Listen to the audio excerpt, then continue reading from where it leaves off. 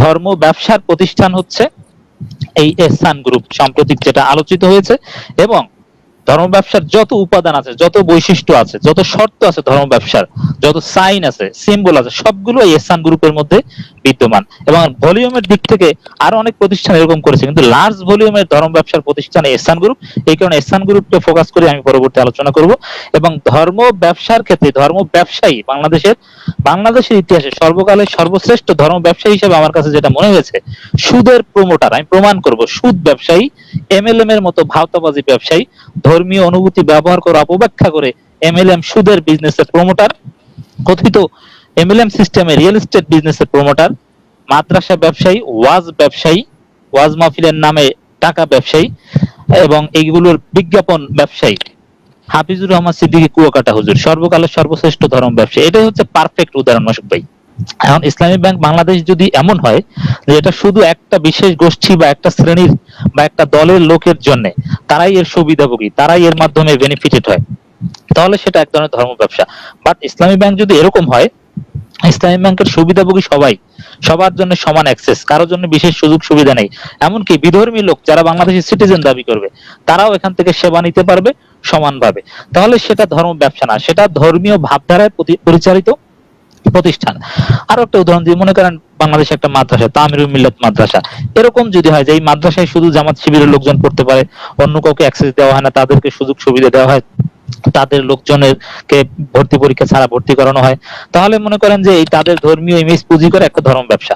কিন্তু যদি এরকম হয় যে না, এই প্রতিষ্ঠানে সবাই পড়তে পারবে, সবার জন্য সমান নিয়ম, সবাই উপকার ভোগী হবে, কোন একটা বিশেষ দলের আদর্শ এখানে শেখানো হয় না, সার্বজনীন আদর্শ শেখানো হয়, তাহলে সেটা ধর্ম ব্যবসা না।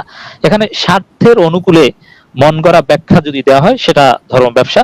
এবং ভোক্তার চাহিদা অনুযায়ী ব্যাখ্যা, মূলত ধর্মীয় ভাবধারায় পরিচালিত প্রতিষ্ঠান বা প্রকৃত পক্ষে ধর্মীয় প্রতিষ্ঠান এবং ধর্ম ব্যবসার প্রতিষ্ঠান দুই পক্ষই কিন্তু কোরআন হাদিসের আয়াত ব্যবহার করে, বাট যারা ধর্ম ব্যবসা করে তা ভোক্তার চাহিদা অনুযায়ী, শ্রোতাদের বা দর্শকদের বা যাদের দালালি করে তাদের চাহিদা অনুযায়ী ব্যাখ্যা দেয়। এটাই ব্যাখ্যাটা কিন্তু এখানে একটা বড় ফ্যাক্টর। এবং এখানে মানে বেসিক ডিফারেন্সেস বিটুইন ধর্ম ব্যবসার প্রতিষ্ঠান এবং ধর্মীয় ভাবধারায় প্রতিষ্ঠান। এখানে আরো একটা বুঝতে হবে যে আমাদের দেশের ধর্মীয় প্রতিষ্ঠান শব্দের অপব্যবহার হয়। একটা ব্যবসা বাণিজ্যের প্রতিষ্ঠান, এটা হরহামেশা কথায় কথায় আপনি ধর্মীয় প্রতিষ্ঠান বলতে পারবেন না। ধর্মীয় বা ধর্মভিত্তিক ব্যবসায়িক প্রতিষ্ঠান এবং সেকুলার ব্যবসায়িক প্রতিষ্ঠানের মধ্যে মৌলিক তেমন কোনো পার্থক্য নাই। যেমন ইসলামী ব্যাংকিং সিস্টেম এবং কনভেনশনাল ব্যাংকিং সিস্টেমের মধ্যে পার্থক্য আপনি 1% বেশি পাবেন না, সামান্য পার্থক্য।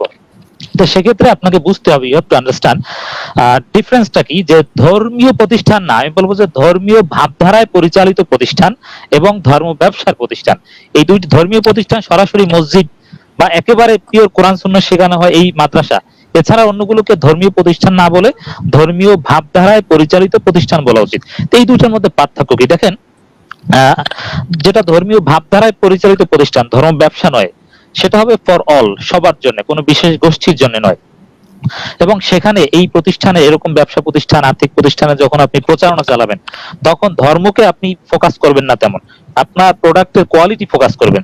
যেমন মনে করেন আপনি একটা ইট ভাটা করলেন, এখন আপনি জামাতের লোক বা চরমনাইয়ের লোক, আপনি আপনার মুরিদদের কাছে, দলীয় সমর্থকদের কাছে বললেন যে ভাই আমি তো জামাতের লোক, আমি তো চরমনাইয়ের লোক, আমার ইট ভাটা থেকে আপনি ইট কিনেন, এরকম কথাবার্তা বললেই বুঝবেন যে সে ধর্ম ব্যবসায়ী। আর যে প্রকৃতপক্ষে ধর্ম ব্যবসায়ী না, সে বলবে যে আমি যে দলের লোক হই না কেন, আমার প্রোডাক্ট, আমার ইট সবচেয়ে ভালো, এখানে কোনো ভেজাল নাই, একেবারে দুর্নীতি মুক্ত। এর মানে যেটা ধর্ম ব্যবসা না, তারা এখানে ধর্মকে হাইলাইট করবে না, অমুক হুজুর আছে, অমুক দলের লোক আছে, অমুক পীর সাহেব আছে, এই বিষয়টা হাইলাইট করবে না, তারা প্রোডাক্ট কোয়ালিটি, তাদের স্বচ্ছতা, তাদের দুর্নীতি মুক্ত, এই বিষয়গুলো হাইলাইট করবে। এটা দেখলেই বোঝা যায় কারা একটা প্রতিষ্ঠানের প্রচারণার সময় ধর্মকেই হাইলাইট করে এবং তাদের হুজুর পীর সাহেব এদেরকে হাইলাইট করে, এটা কিন্তু ধর্ম প্রতিষ্ঠান। আপনি উদাহরণ জানতে চেয়েছেন, আমি একটা উদাহরণ না দিয়ে পারছি না, সেটা হচ্ছে বাংলাদেশে ধর্ম ব্যবসা এটা সব দলের লোকজনই মোরাললেস করে। আওয়ামী লীগের নাম দিয়ে অনেকে করে, বিএনপির নাম দিয়ে করে, জামাত শিবিরের নাম দিয়ে করে, চরমনের নাম দিয়ে করে, কিন্তু কোন দলেই কিন্তু শেখায় না, দলের নাম ব্যবহার করে এগুলো এগুলো অনেকে করে থাকে। সেখানে আরেকটা উদাহরণ দিই, যেমন সহিহ আকীদার মাদ্রাসা অনেকে আছে। বাংলাদেশের শিক্ষা কার্যক্রম চালাতে হলে এনসিটিবি বা সরকারের শিক্ষা আইনের একটা নিয়মের মধ্য দিয়ে চলতে হয়, আপনি বাংলাদেশের মধ্যে যা ইচ্ছা তা পড়াতে পারবেন না। তো সেখানে বাংলাদেশের মাদ্রাসাগুলো বেশিরভাগের সিলেবাস বা সিস্টেম একই ধরনের, আপনি কওমি মাদ্রাসা হলে একই সিস্টেমে চলতে হবে, দারসে নিজামি আলিয়া মাদ্রাসা হলে সরকারের আইন অনুযায়ী চলতে হবে। তো সেখানে সহি আকীদার নাম ব্যবহার করা মানে আহলে হাদিস সালাফি যারা তাদেরকে বোঝাতে চায় যে আমাদের প্রতিষ্ঠান আমাদের কাছে আসো, মানে তাদের দলের লোকজনকে ওখানে ভর্তি করিয়ে একটা ব্যবসা করাই মূল উদ্দেশ্য। কিন্তু প্রকৃতপক্ষে কোনো প্রতিষ্ঠান যদি ধর্মীয় ভাবধারা হয় তাহলে আপনি নিজ দলের দিকে কেন দাওয়াত দিবেন? সবার জন্য, এখানে দল না, আপনার প্রতিষ্ঠানের কোয়ালিটি কি, ভালো শিক্ষা কিনা, এই বিষয়টা ফোকাস করবেন। এছাড়া আমি যদি আপনার প্রশ্নের সংক্ষিপ্ত উত্তর শেষে একসাথে বলতে চাই, বাংলাদেশে এই মুহূর্তে অথবা আমার অবজারভেশনে, আমি পরবর্তীতে বিস্তারিত বলবো, বাংলাদেশের ইতিহাসে সর্বকালের সর্বশ্রেষ্ঠ সবচেয়ে লার্জ ভলিউমের ধর্ম ব্যবসার প্রতিষ্ঠান হচ্ছে এই এহসান গ্রুপ, সাম্প্রতিক যেটা আলোচিত হয়েছে। এবং ধর্ম ব্যবসার যত উপাদান আছে, যত বৈশিষ্ট্য আছে, যত শর্ত আছে, ধর্ম ব্যবসার যত সাইন আছে, সিম্বল আছে, সবগুলো এই এহসান গ্রুপের মধ্যে বিদ্যমান। এবং ভলিউমের দিক থেকে আরো অনেক প্রতিষ্ঠান এরকম করেছে, কিন্তু লার্জ ভলিউমের ধর্ম ব্যবসার প্রতিষ্ঠান এহসান গ্রুপ। এই কারণে এহসান গ্রুপকে ফোকাস করে আমি পরবর্তী আলোচনা করব। এবং ধর্ম ব্যবসার ক্ষেত্রে ধর্ম ব্যবসায়ী বাংলাদেশের ইতিহাসে সর্বকালের সর্বশ্রেষ্ঠ ধর্ম ব্যবসায়ী হিসেবে আমার কাছে যেটা মনে হয়েছে, সুদের প্রমোটার, আমি প্রমাণ করব, সুদ ব্যবসায়ী, এমএলএম এর মতো ভাওতাবাজি ব্যবসায়ী, ধর্মীয় অনুভূতি ব্যবহার করে অপব্যাখ্যা করে এমএলএম সুদের বিজনেসের প্রমোটার, কথিত এমএলএম সিস্টেমে রিয়েল এস্টেট বিজনেসের প্রমোটার, মাদ্রাসা ব্যবসায়ী, ওয়াজ মাহফিলের নামে টাকা ব্যবসায়ী এবং এইগুলোর বিজ্ঞাপন ব্যবসায়ী, হাফিজুর রহমান সিদ্দিকী কুয়াকাটা হুজুর, সর্বকালের সর্বশ্রেষ্ঠ ধর্ম ব্যবসায়ী। এটাই হচ্ছে পারফেক্ট উদাহরণ মাসুক ভাই। অ্যানালাইসিস মোহাম্মদ সুলাইমান সাহেবের কাছে যাচ্ছি। এহসান গ্রুপ পুঁজি করে কিছু অসাধু আলেম উলামারা ধর্ম ব্যবসায় প্রকৃত কোন চিত্র আপনি তুলে ধরতে পারবেন কিনা, যে তারা এই এহসান গ্রুপের নামের উপরে ব্যবসা করে আমরা কত 17,000 কোটি টাকা এরকম একটা নিউজ পাচ্ছি। এটার তথ্য ভিত্তিক আপনার কাছে কোনো তথ্য আছে কিনা? মানে এইরকম আমরা ফেসবুকে দেখেছি আর এটি বলবো না, আমরা রিয়েলিটিটা আপনাকে প্রকাশ করার জন্য অনুরোধ করছি। জি মাসুক ভাই, আপনি যে প্রশ্ন করেছেন এহসান গ্রুপ এবং এহসান গ্রুপকে পুঁজি করে তথাকথিত এক শ্রেণীর আলেম ওলামাদের ধর্ম ব্যবসা, আমার মনে হয় যে দর্শকদের সবচেয়ে আগ্রহের প্রশ্ন, এটাই অনেকে জানতে চাচ্ছে। আমি বিস্তারিত বলবো এবং এই প্রশ্নের উত্তর নিতে আমি একটু সময় নেব, পরবর্তীগুলো আমি একটু শর্ট করব। এবং এর সাথে সাথে আমি সুমন ভাইকে ধন্যবাদ জানাই, তিনি ধর্ম ব্যবসার বিরুদ্ধে যে অবস্থান নিচ্ছেন, তথাকথিত মাজার, ভুয়া মাজার অথবা ওয়াজের নামে ব্যবসা, এটা ওয়াজ বলেন, ওয়াজের নামে ব্যবসা, টাকা কালেকশন, এগুলোর বিরুদ্ধে তার অবস্থান, এটা নৈতিকভাবে আমি অনেক আগে থেকেই জানি, এটা ফলো করি এবং আমি সমর্থন করি ব্যক্তিগতভাবে। এহসান গ্রুপ সম্পর্কে আপনি বলেছেন, আসলে এহসান গ্রুপ, এই যে রাগিব এহসান, উনি তো 1986 সালে মাদ্রাসা পড়া শুরু করেন, 1999 সালে দারুল উলুম হাটহাজারী থেকে দাওরাত হাদিস পাশ করেন, 2000 সালে তিনি মুফতি ইফতা কমপ্লিট করেন, এরপরে মসজিদের ইমামতি করেন। 2003 সাল থেকেই তিনি এমএলএম ব্যবসা, মাল্টি লেভেল মার্কেটিং এর সাথে জড়িত। তিনি প্রথমে চাকরি করেন, র্যাবের জিজ্ঞাসাবাদে তিনি যেটা বলেছে, র্যাব যেটা জানিয়েছে গণমাধ্যমকে, যে মাল্টি লেভেল মার্কেটিং বা এমএলএম কোম্পানিতে চাকরি করার অভিজ্ঞতা কাজে লাগিয়ে মূলত তার ব্যবসা শুরু। এই বিষয়টা বুঝতে হবে, এই রাগিব এহসান, এহসান গ্রুপের চেয়ারম্যান, তার ভিত্তি কিন্তু এমএলএম এক্সপেরিয়েন্স। এরপর দেখেন 2003 সাল থেকে এগুলো শুরু করেছে, মাল্টিপারপাস কোঅপারেটিভ, এমএলএম, এই ধরনের বিজনেস। তো এহসান গ্রুপের 17টা সিস্টার কনসার্ন বা 17টা কোম্পানি রয়েছে, একটা গ্রুপ অফ কোম্পানি, 17টা প্রতিষ্ঠান রয়েছে। এই 17টা প্রতিষ্ঠানে কয়েকটা মেইন কোম্পানি, মূল যে প্রতিষ্ঠান যেটা 2008 সালে, 9 সালে, 10 সালের দিকে শুরু হয়, এহসান মাল্টিপারপাস কোঅপারেটিভ সোসাইটি, এরপরে আছে আপনার এহসান সঞ্চয় ও ঋণদান সমবায় সমিতি, ড্যাফোডিল মাল্টিপারপাস কোঅপারেটিভ সমিতি, এহসান ক্ষুদ্র ঋণ ও সমবায় সমিতি। এগুলো হচ্ছে এই এহসান গ্রুপের শুরুর দিকের প্রতিষ্ঠান। এরপরে রিয়েল এস্টেট কোম্পানি থেকে অনেক কিছু শুরু করেছে। এখন দেখেন এই যে মাল্টিপারপাস কোঅপারেটিভস বা সমবায় সমিতি, ক্ষুদ্র ঋণ, এগুলো প্রকাশ্য সুদী ব্যবসা। কিভাবে আমি বলছি, আমি বাংলাদেশের পিরোজপুরে এগুলো খোঁজ খবর নিয়েছি, ভুক্তভোগী অনেকেই আমার সাথে যোগাযোগ করেছে বা এই বিষয়ে কথা বলেছে। মানে এই এহসান গ্রুপের মূল যে প্রতিষ্ঠান, এই মাল্টিপারপাস কোঅপারেটিভ সমবায় সমিতি বা ক্ষুদ্র ঋণ, এগুলো কিভাবে করতে একটু ব্যাখ্যা করছি আমি। এদের কাজের ধরনটা হচ্ছে, আপনাকে মেম্বার হতে হবে, তারপরে আপনাকে একটা বই দিবে এবং আপনাকে ডেইলি চাঁদা নেবে, ডেইলি ইনস্টলমেন্ট বা কিস্তি বলা হয়, ডেইলি কিস্তি নিবে আপনার কাছ থেকে। উইকলি সিস্টেম আছে, ডেইলি সিস্টেম আছে, মান্থলি সিস্টেম আছে। সাধারণত এই মাল্টিপারপাস কোঅপারেটিভ সমবায় সমিতি, ক্ষুদ্র ঋণ, এগুলোতে ডেইলি আপনি সেখানে 100 টাকা, 300 টাকা, 150 টাকা, 500 টাকা বিভিন্ন অ্যামাউন্টে দিবেন।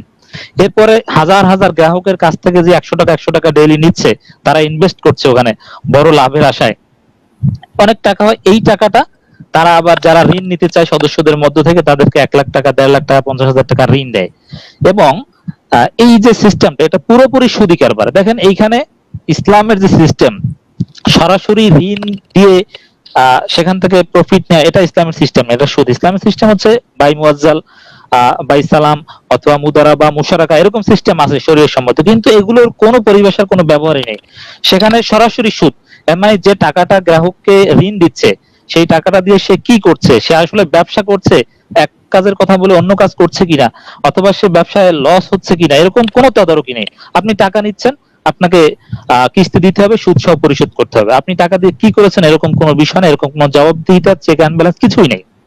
এর মানে এই এহসান গ্রুপের মূল যে 4-5টা প্রতিষ্ঠানের নাম বললাম আমি 17টার মধ্যে, এগুলো হচ্ছে সুদ ভিত্তিক সুদী ব্যবসা এবং মারাত্মক। আমাদের কনভেনশনাল ব্যাংকগুলোর সুদ তো একটা বাংলাদেশ ব্যাংকের মাধ্যমে একটা একটা একটা অ্যামাউন্ট ঠিক করে দেওয়া আছে, এবং সেটা একটা, হ্যাঁ, এবং সেটা জাতীয় অর্থনীতি থেকে শুরু করে নানান বিষয়ের উপর, ইন্টারন্যাশনাল আইএমএফ থেকে শুরু করে ওয়ার্ল্ড ব্যাংক, সবকিছু বিবেচনা করে একটা একটা যৌক্তিক একটা অ্যামাউন্ট ঠিক করে দেয়। কিন্তু এই মাল্টিপার এরা ইচ্ছা মতো চক্রবৃদ্ধি সুদের মতো মারাত্মক সুদ দেয়, এবং এর মাধ্যমে এরা আসলে সিস্টেমটা কিভাবে লাভ দেয় গ্রাহককে, ওই একজনের টাকা নিয়ে আরেকজনকে লাভ দেয়। এছাড়া এদের কোনো ব্যবসা বাণিজ্য নেই।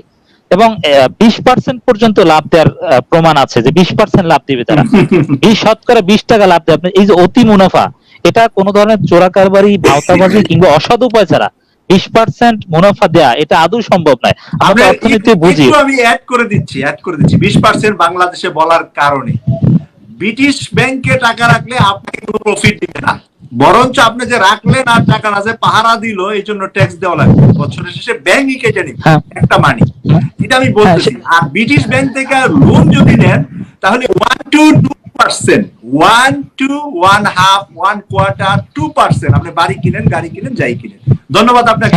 আমি একটু এই এহসান গ্রুপের মাল্টিপারপাস কোঅপারেটিভ সমবায় সমিতি, ক্ষুদ্র ঋণ, এরা 14 থেকে 18% পর্যন্ত সুদ নেয়ার, গ্রাহকের কাছ থেকে, ঋণদাতার কাছ থেকে সুদ নেয়ার রেকর্ড আছে, এক্সাম্পল আছে, প্রমাণ আছে আমাদের কাছে। এই যে অতি মুনাফা, এটা স্বাভাবিক। যাদের অর্থনীতির জ্ঞান আছে তারা বুঝে যে এত টাকা এভাবে ছোট ব্যবসা, তথাকথিত ক্ষুদ্র ঋণ সমবায়, এদের পক্ষে এত ব্যবসা করা সম্ভব নয়। এটা মানে একটা ভাওতাবাজি বিজনেস। এরপরে আসেন, আমি একটু দীর্ঘক্ষণ সময় নেব। এমএলএম সিস্টেম, আপনি যেহেতু ধর্ম ব্যবসার উদাহরণ প্রমাণ সহ বলছেন, এটা তো একবার ওপেন বিষয় যে এমএলএম ব্যবসা, এমএলএম সিস্টেমের ব্যবসা। এই এহসান গ্রুপের 300 মতান্তরে আরো অনেক কর্মী আছে, এদের কোনো বেতন দিত না। এরা এমএলএম সিস্টেম ইনকাম করতে, কিভাবে ডাউন লেভেল, আপ লেভেল, এই যে রাইট লেফট, এরকম সিস্টেম আছে, সেটা বিস্তারিত বলতে গেলে অনেক সময় লাগবে। সেখানে এহসান গ্রুপ সুনির্দিষ্ট ইসলামের ব্যবসার সুনির্দিষ্ট কিছু শর্ত লঙ্ঘন করেছে। সেটা হচ্ছে আল উজরাতু বিল আমালিন ওয়াল আমালু বিল উজরাতিন। এর মানে শ্রমবিহীন বিনিময় এবং বিনিময়বিহীন শ্রম, এটা ইসলাম সমর্থন করে না। সেখানে আপনি দেখবেন যে এহসান গ্রুপের কার্যক্রমের মধ্যে ছিল এরকম, কোনো বেতন ছিল না কর্মীদের। তারা যদি নতুন পরিবেশক নিযুক্ত করতে পারে এমএলএম সিস্টেমের থিওরি অনুযায়ী, তাহলে তারা পাবে। এবং সেক্ষেত্রে ইসলামের আরো বেশ কিছু নীতিমালা লঙ্ঘন হয়। আর সাফকাতাইন বিসাফকা, এর মানে এক চুক্তির মধ্যে অন্য চুক্তি ঢুকাতে পারবে না। সেখানে দেখবেন যে আপনার স্পষ্ট ভাবে সেখানে আপনার পণ্য ক্রয় করতে হবে, আপনাকে পরিবেশক হতে হবে, পরিবেশক না হতে পারবে না, কয়েকটা চুক্তি একত্রে। এবং সেখানে আল গারার বা সেখানে প্রতারণা আছে, সেটা স্পষ্ট। আল গাসসা আছে। এর মানে যত ধরনের ব্যবসায়িক শর্ত ইসলামে আছে সবকিছু এটা এখানে লঙ্ঘন করা হয়েছে। এবং এই যে অনিশ্চিত, এল গারারের ব্যাখ্যায় হানাফি মাযহাবের একটা বিখ্যাত ফতোয়ার কিতাব আল বাদায়ে সানাই, যেখানে বলা হয়েছে যে সন্দিহান হবে কি হবে না। তো এই যে মাল্টিপারপাস বা এই আপনার এমএলএম ব্যবসায় আপনি পরিবেশক নিযুক্ত, আপনার আপার লেভেলে ডাউন লেভেলে বাড়াতে পারবেন কি, এটা তো অনিশ্চিত। তাহলে আপনি লাভ পাবেন না, এই সিস্টেমে ব্যবসা হয় না, আর এটা কোনো ব্যবসায়িক সিস্টেম না। এই ক্ষেত্রে আমি একটু রেফারেন্স দিতে চাই। 2003 সালে বাংলাদেশের মূলধারার সমস্ত ওলামা ইকরামরা ফতোয়া দিয়েছিল, ডেস্টিনি 2000 তখন আলোচিত ছিল যে এই এমএলএম সিস্টেম হারাম। পাকিস্তানের দারুল উলুম করাচি সবচেয়ে বড় মাদ্রাসা, কওমি মাদ্রাসা, সেই করাচি মাদ্রাসা থেকেও ফতোয়া দেওয়া হয়েছে পাকিস্তানের উলামা ইকরাম যে এমএলএম সিস্টেম জায়েজ নাই। ফিক একাডেমি ইন্ডিয়া 200 জন আলেমের উপস্থিতিতে একত্রে ঘোষণা করেছে, সব মতাদর্শী আলেমরা ছিল, যে এমএলএম সিস্টেম জায়েজ নাই, হারাম। সৌদি আরব বা বিশ্বের সর্বশ্রেষ্ঠ ফতোয়া বোর্ড যেটা বলা হয় সৌদি আরব ফতোয়া লাজনা দায়মা, সেখানে স্পষ্ট লিখিত ফতোয়া রয়েছে যে এমএলএম সিস্টেম হারাম। তো এই যে সুদী ব্যবসা, মাল্টিপারপাস সমবায় সমিতি এবং এমএলএম ব্যবসা, এগুলো 2008-9 সালে শুরু হয়েছে। এগুলো 2019 সাল থেকে প্রচারণা প্রমোটের দায়িত্ব নিয়েছে হাফিজুর রহমান সিদ্দিকী কুয়াকাটা থেকে শুরু করে আরো কিছু ওয়াজ ব্যবসায়ী হুজুর। এখন আমি আপনাকে প্রশ্ন দেব, এই হাফিজুর রহমান সিদ্দিকী, এই সুমন ভাই যেসব ওয়াজ ব্যবসায়ীদের বিরুদ্ধে তিনি কাজ করেন, এই ওয়াজ ব্যবসায়ীরা তারা কিভাবে, এই হাফিজুর রহমান সিদ্দিকী, যেহেতু দর্শকদের আগ্রহের বিষয় এটাই যে রাগিব ইহসান গ্রুপের সাথে এই হুজুররা কিভাবে জড়িত, তাদের দায়টা কি, এবং তারা বিভিন্ন ভাবে দায় মুক্তি দেওয়ার চেষ্টা করছে। মাস্টার বিবিন মর্তুজার উদাহরণ টানে নানান ভাবে, আমি এই জবাবগুলো দিচ্ছি, একটু সময় নিচ্ছি। সেখানে দেখেন একটা বক্তব্য ভাইরাল হয়েছে, ডিবিসি 71 থেকে শুরু করে সবগুলো গণমাধ্যমে এসেছে হাফিজুর রহমান সিদ্দিকীর। সেখানে তিনি প্রথমে বলছেন যে কওমি দেওবন্দি একটা মার্কাজ নূরে মদিনা, নূরে মদিনা হচ্ছে এই এহসান গ্রুপের একটা প্রতিষ্ঠান। তা কওমি দেওবন্দি বলার দরকার কি? ইসলামী প্রতিষ্ঠান হলে তো সেটা সবার। কওমি দেওবন্দি বলা মানে হচ্ছে যারা কওমিদের ভালোবাসে, দেওবন্দিদের ভালোবাসে, তোমরা এখানে আসো, তাদের ব্যবসা রমরমা হোক। তার মানে কওমি দেওবন্দি টার্ম এটা ইউজ করছে ধর্মীয় মানে ব্যবসায়িক উদ্দেশ্যে, এটাকেই বলা হয় ধর্ম ব্যবসা। এরপরে দেখেন বলছে সেবামূলক প্রতিষ্ঠান।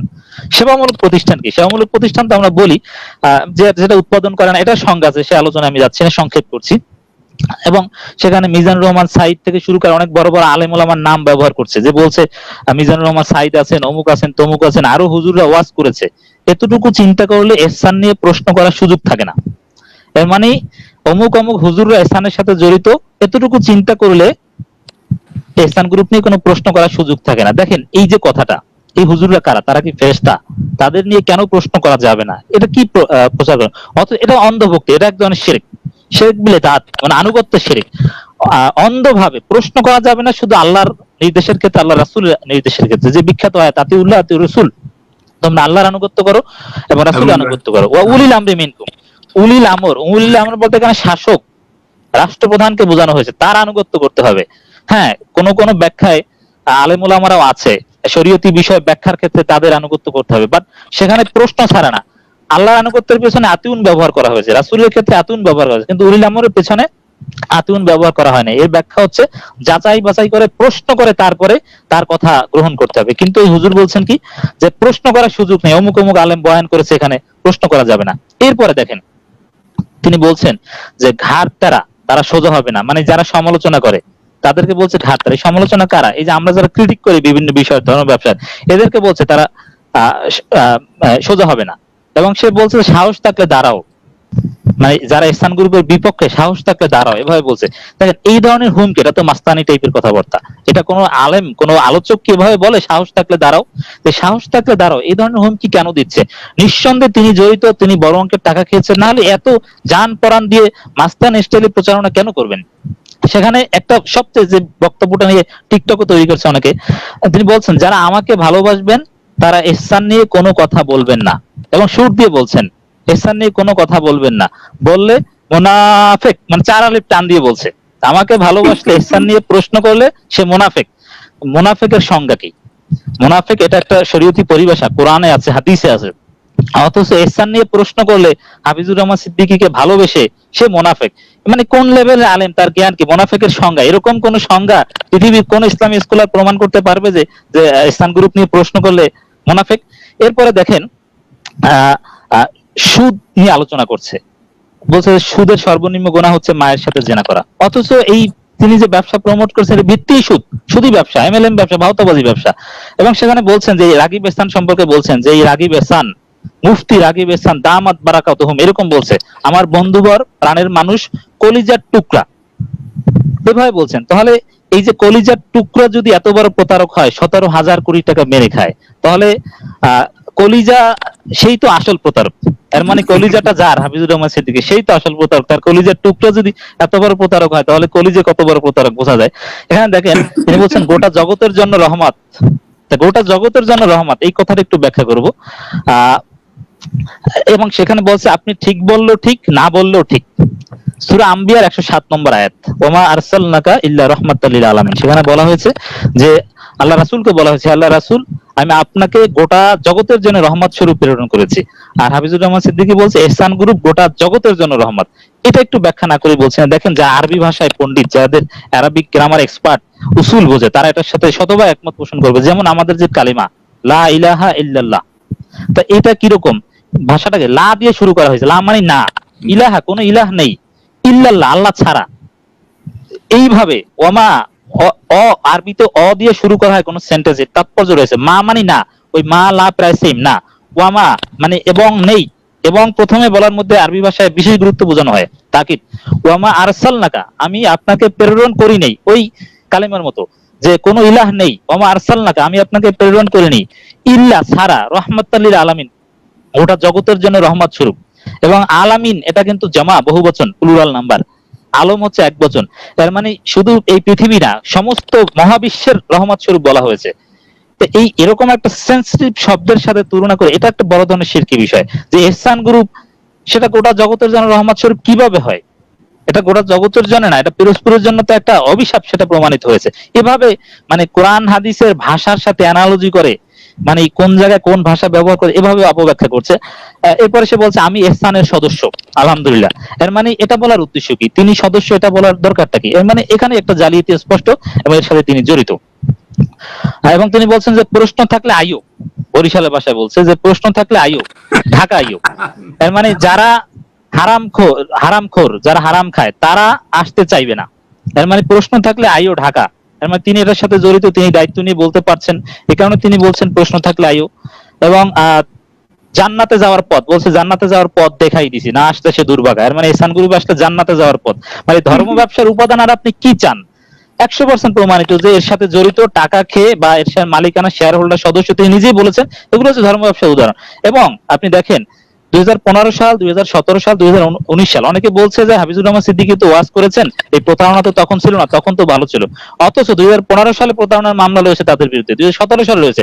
2019 সালের 3 জানুয়ারি কিছু সদস্য টাকা চাইতে যাওয়ায় তাদের এই এহসানের যে মাস্তানরা তারা দাহ্য পদার্থ ঢেলে দিয়ে অত্যাচার করেছে 2019 সালের জানুয়ারি মাসে। এই ঘটনা নিউজ পেপারে এসেছে, প্রতিবাদ হয়েছে 2019 সালে। অথচ এই হাফিজুর রহমান সিদ্দিকী ওয়াজ করছেন 2019 সালের 9, 10 এবং 11 নভেম্বর। এর মানে এইসব প্রতারণা অভিযোগ ওঠার পরে এইভাবে জান্নাতের সার্টিফিকেট দিচ্ছেন এহসান গ্রুপে আসলে হাফিজুর রহমান সিদ্দিকী। প্রতারণা প্রমাণিত হওয়ার পর অতএব এটা বলার সুযোগ নাই যে হাফিজুর রহমান সিদ্দিকী আগে জানতেন না। এরপরে আসেন, আমার কাছে একটা পেপার আছে, লিখিত সিগনেচার দিয়ে তিনি অভিমত দিয়েছেন যে 100% গ্যারান্টি দিয়েছেন এই প্রতিষ্ঠান ভালো, দিনী প্রতিষ্ঠান। আমার কাছে কাগজ আছে, লিখিত গ্যারান্টি হাফিজুর রহমান সিদ্দিকীর, এবং সেটা 2019 সালের শেষের দিকে। অথচ প্রতারণার অভিযোগ কিন্তু 2015 সাল থেকেই। ভক্ত যারা, তার দালাল, কিছুদিন আগে দেখলাম এই হাফিজুর রহমান সিদ্দিকীর পাশে বসে এক ভক্ত, এই 2-1 দিন আগে তিনি যুক্তি দিচ্ছেন। অনেকে বলছে যে অনেক হুজুররাই তো সেখানে ওয়াজ করেছে, তা হাফিজুর রহমান সিদ্দিকীর বিরুদ্ধে কেন বলা হবে? হ্যাঁ, সেখানে ওয়াজ অনেকে করেছে, বাট জান্নাতের গ্যারান্টি বিরুদ্ধে বলে মোনাফে, এই কথা তো অনেক হুজুররা বলে নাই। অতএব এটা বলে তো তাকে দায় মুক্তি দেওয়ার কোনো সুযোগ নেই। এবং অনেক হুজুররা বলেছে তারাও জড়িত কিনা, আমি নিউজে দেখেছি যে র‍্যাব বলছে যে তাদের তালিকা করা হচ্ছে বক্তাদের। অতএব তারা যে রেহাই পাবে সেটা না, প্রশাসনের প্রতি আমাদের আস্থা রয়েছে। এরপর দেখেন অনেকে বলছে, লাস্ট কথা দিয়ে আমি শেষ করছি, মাশরাফি বিন মুর্তজাকে টেনে আনছে, বলছে যে মাশরাফি তিনি এসপিসির ব্র্যান্ড অ্যাম্বাসেডর ছিলেন, এসপিসি একটা প্রতারণামূলক এমএলএম প্রতিষ্ঠান। অরেঞ্জ নিয়ে অনেক বিতর্ক হলো, অরেঞ্জের ব্র্যান্ড অ্যাম্বাসেডর হলেন, তার বাসার সামনে বিক্ষোভ হয়েছে, নানান কিছু হয়েছে। অনেকে বলছেন যে মাশরাফির বিরুদ্ধে তো কোনো ব্যবস্থা নেওয়া হয় না, তাকে গ্রেফতারের দাবি উঠছে না, তার লিস্ট করছে না, অথচ হাফিজুর রহমান সিদ্দিকীকে গ্রেফতারের দাবি, নানান কথাবার্তা বলছে। এভাবে তারা এটাকে ধামাচাপা দেওয়ার চেষ্টা করছে। এইটার একটু জবাব দিয়ে আমি শেষ করছি। সেটা হচ্ছে, দেখেন মাশরাফি বিন মুর্তজা যদি দোষ করেও থাকে তাহলে সেটার মাধ্যমে আপনি হাফিজুর রহমান সিদ্দিকীর দোষ ঢাকার কেন চেষ্টা করেন? এটা একটা অপচেষ্টা, এক। এরপর দেখেন যে মাশরাফি এরকম বলে নাই যে জান্নাতে যাবেন যারা বিরুদ্ধে বলবে তারা মুনাফিক, এটা মাশরাফি বলে নাই। অতএব হাফিজুর রহমান সিদ্দিকীর অপরাধ আর মাশরাফির অপরাধ কিন্তু এক না। এরপর দেখেন মাশরাফি ব্র্যান্ড অ্যাম্বাসেডর হয়েছে, ব্র্যান্ড অ্যাম্বাসেডর হওয়ার একটা নীতিমালা রয়েছে। আপনার কোম্পানির কাগজপত্র ঠিক আছে কিনা, লাইসেন্স আছে কিনা, আপনার অতীত বর্তমান যদি ভালো থাকে যে কোনো সেলিব্রিটি ব্র্যান্ড অ্যাম্বাসেডর হতে পারে। মাশরাফি দেখেছে কাগজপত্র ভ্যালিড এবং তাদের অতীত রেকর্ড ভালো, বর্তমান রেকর্ড ভালো, তিনি নিয়মতান্ত্রিকভাবে ব্র্যান্ড অ্যাম্বাসেডর হয়েছেন। ব্র্যান্ড অ্যাম্বাসেডর হওয়ার পরে প্রতারণা করেছে তারা। মাশরাফি এর আগে কোনো অভিযোগ নাই, কিন্তু হাফিজুর রহমান সিদ্দিকীর যে এই যে কোম্পানি, এটা তো অনেক আগে থেকে অভিযোগ, এই একটা বিষয়। এরপর দেখেন মাশরাফি একটা লিগ্যাল প্রসেসে চুক্তি করেছে একটা আইনি প্রক্রিয়া আছে সেখানে। সেখানে দি কন্ট্রাক্ট অ্যাক্ট 1872 1872 সালে একটা কন্ট্রাক্ট অ্যাক্ট, কন্ট্রাক্ট যারা বিশ্ববিদ্যালয়ে আইনে অনার্স পড়ে সেখানে ফার্স্ট ইয়ারে একটা কোর্স পড়ানো হয় কন্ট্রাক্ট অ্যাক্ট, চুক্তি আইন। সেখানে এই ধরনের চুক্তি, এই যে কোনো কোম্পানির সাথে ব্র্যান্ড অ্যাম্বাসেডর, এটাকে আমরা তুলনা করতে পারি ইনভাইটেশন টু ট্রিট। বিজ্ঞাপনের জন্য বিজ্ঞাপন দাতাকে দায়ী করা যায় না এই কন্ট্রাক্ট অ্যাক্ট অনুযায়ী, আইন অনুযায়ী।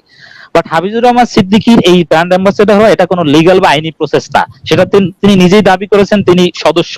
এবং সেখানে ধর্মীয়, মোহাম্মদ আলী সোহান ভাই জানেন তিনি জনপ্রতিনিধি, নির্বাচনী প্রচারণা চালানোর সময় আচরণ বিধি রয়েছে আরপি অধ্যাদেশে, ধর্মীয় অনুভূতি বা ধর্মকে ব্যবহার করা যাবে না, সেটা কিন্তু আচরণ বিধির লঙ্ঘন। তার মানে এই ধর্ম যেখানে সেখানে ধর্মের ব্যবহার করা যাবে না। বাংলাদেশ একটা মুসলিম রাষ্ট্র, আপনি চাইলে একজনকে অমুসলিম, আপনার পক্ষে থাকলে মুসলিম, না থাকলে মুসলিম না, আপনি এরকম ডিভাইডেশন করতে পারবেন। এটা শরীয়তেও নিষেধ আছে, বাংলাদেশের আইনেও নিষেধ আছে। তো সেখানে মাশরাফির অপরাধটা এটা অন্য বিষয়, আইনি ভাবে তাকে দোষী সাব্যস্ত করা যায় না।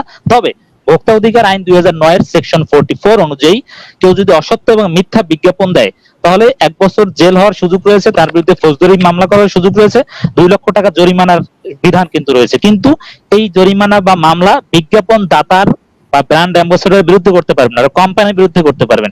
এর মানে মাশরাফি যেটা করেছে, তার কোনো শেয়ার হোল্ডার নাই, তিনি শেয়ার না, জাস্ট তিনি কাগজপত্র থেকে ব্র্যান্ড অ্যাম্বাসেডর হয়েছেন। দুর্ভাগ্যবশত তারা পরবর্তীতে প্রতারণা করেছে। এর জন্য আইনি ভাবে মাশরাফিকে কোনোভাবে দায়ী করার কোনো সুযোগ নেই, বাংলাদেশের আইন সেটা এলাও করে না। কিন্তু হাফিজুর রহমান সিদ্দিকী কোম্পানির শেয়ার হোল্ডার, তিনি ধর্মীয় অনুভূতিকে ব্যবহার করেছেন, মানুষের সাথে প্রতারণা এমন ভাষায় বলেছেন, তার অপরাধটা ভিন্ন জায়গায়। অতএব মাশরাফির বিষয়টা সামনে এনে তাকে ধামাচাপা দেয়া হাফিজুর রহমান সিদ্দিকীকে বাঁচানোর কোনো সুযোগ নেই। মাশরাফিকে আমি অপরাধী হিসেবে মনে করি না। এরকম যে কোনো সেলিব্রিটির ক্ষেত্রে দুর্ঘটনা ঘটতে পারে, এটা একটা দুর্ঘটনা বলবো। আর মাশরাফি ব্যক্তি হিসেবে সৎ, আমরা জানি। মানে এটা হচ্ছে হাফিজুর রহমান সিদ্দিকীর মূল অপরাধ।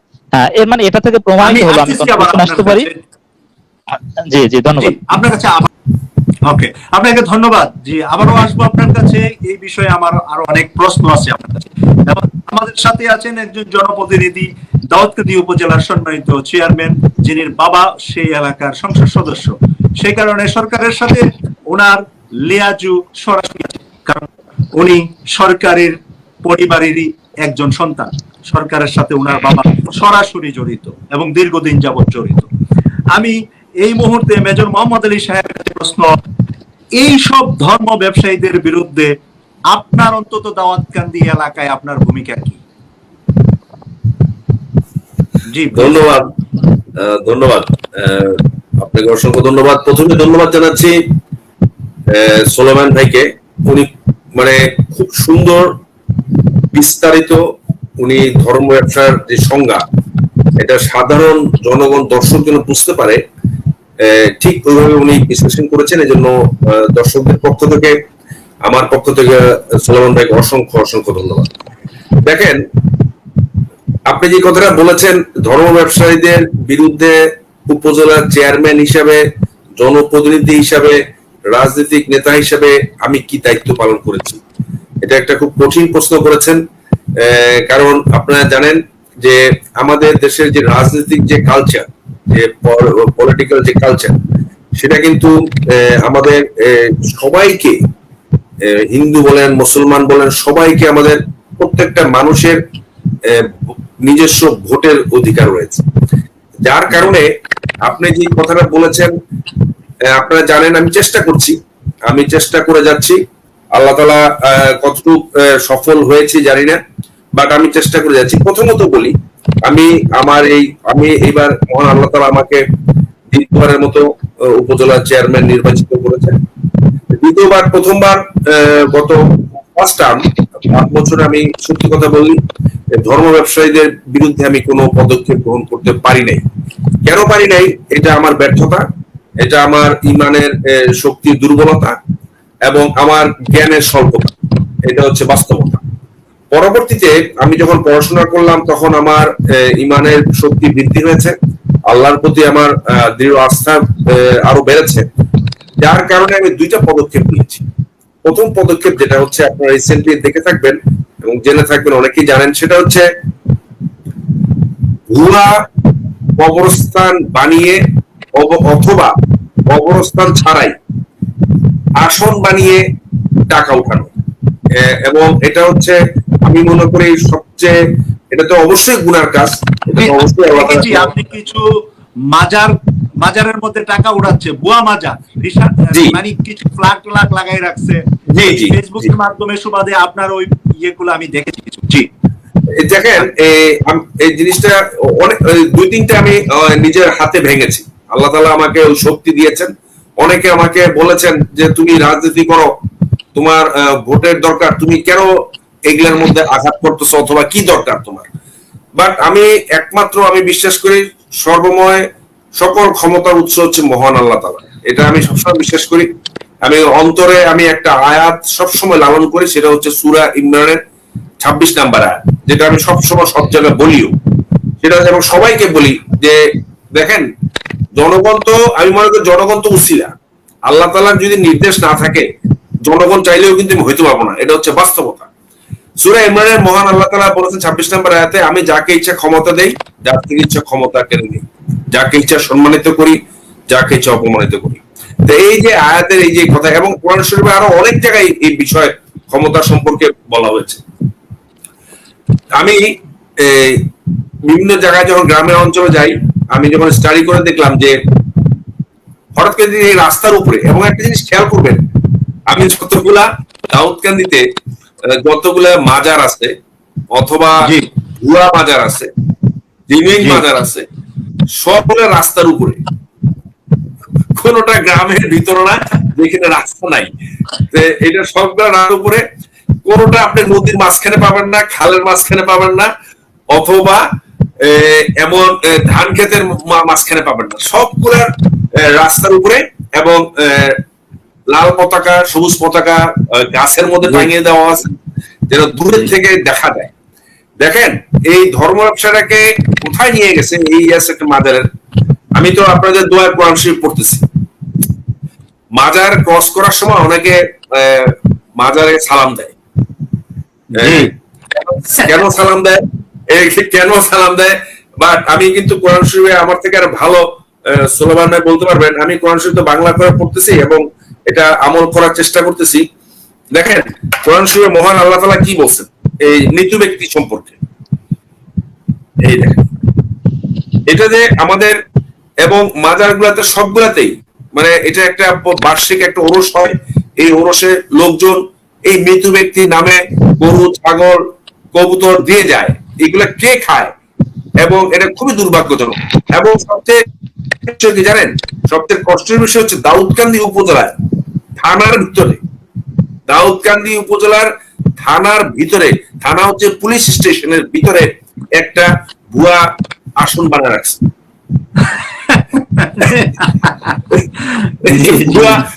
এটা ভুয়া একটা আসন বানায় রাখছে, এটার মধ্যে কিচ্ছু নাই।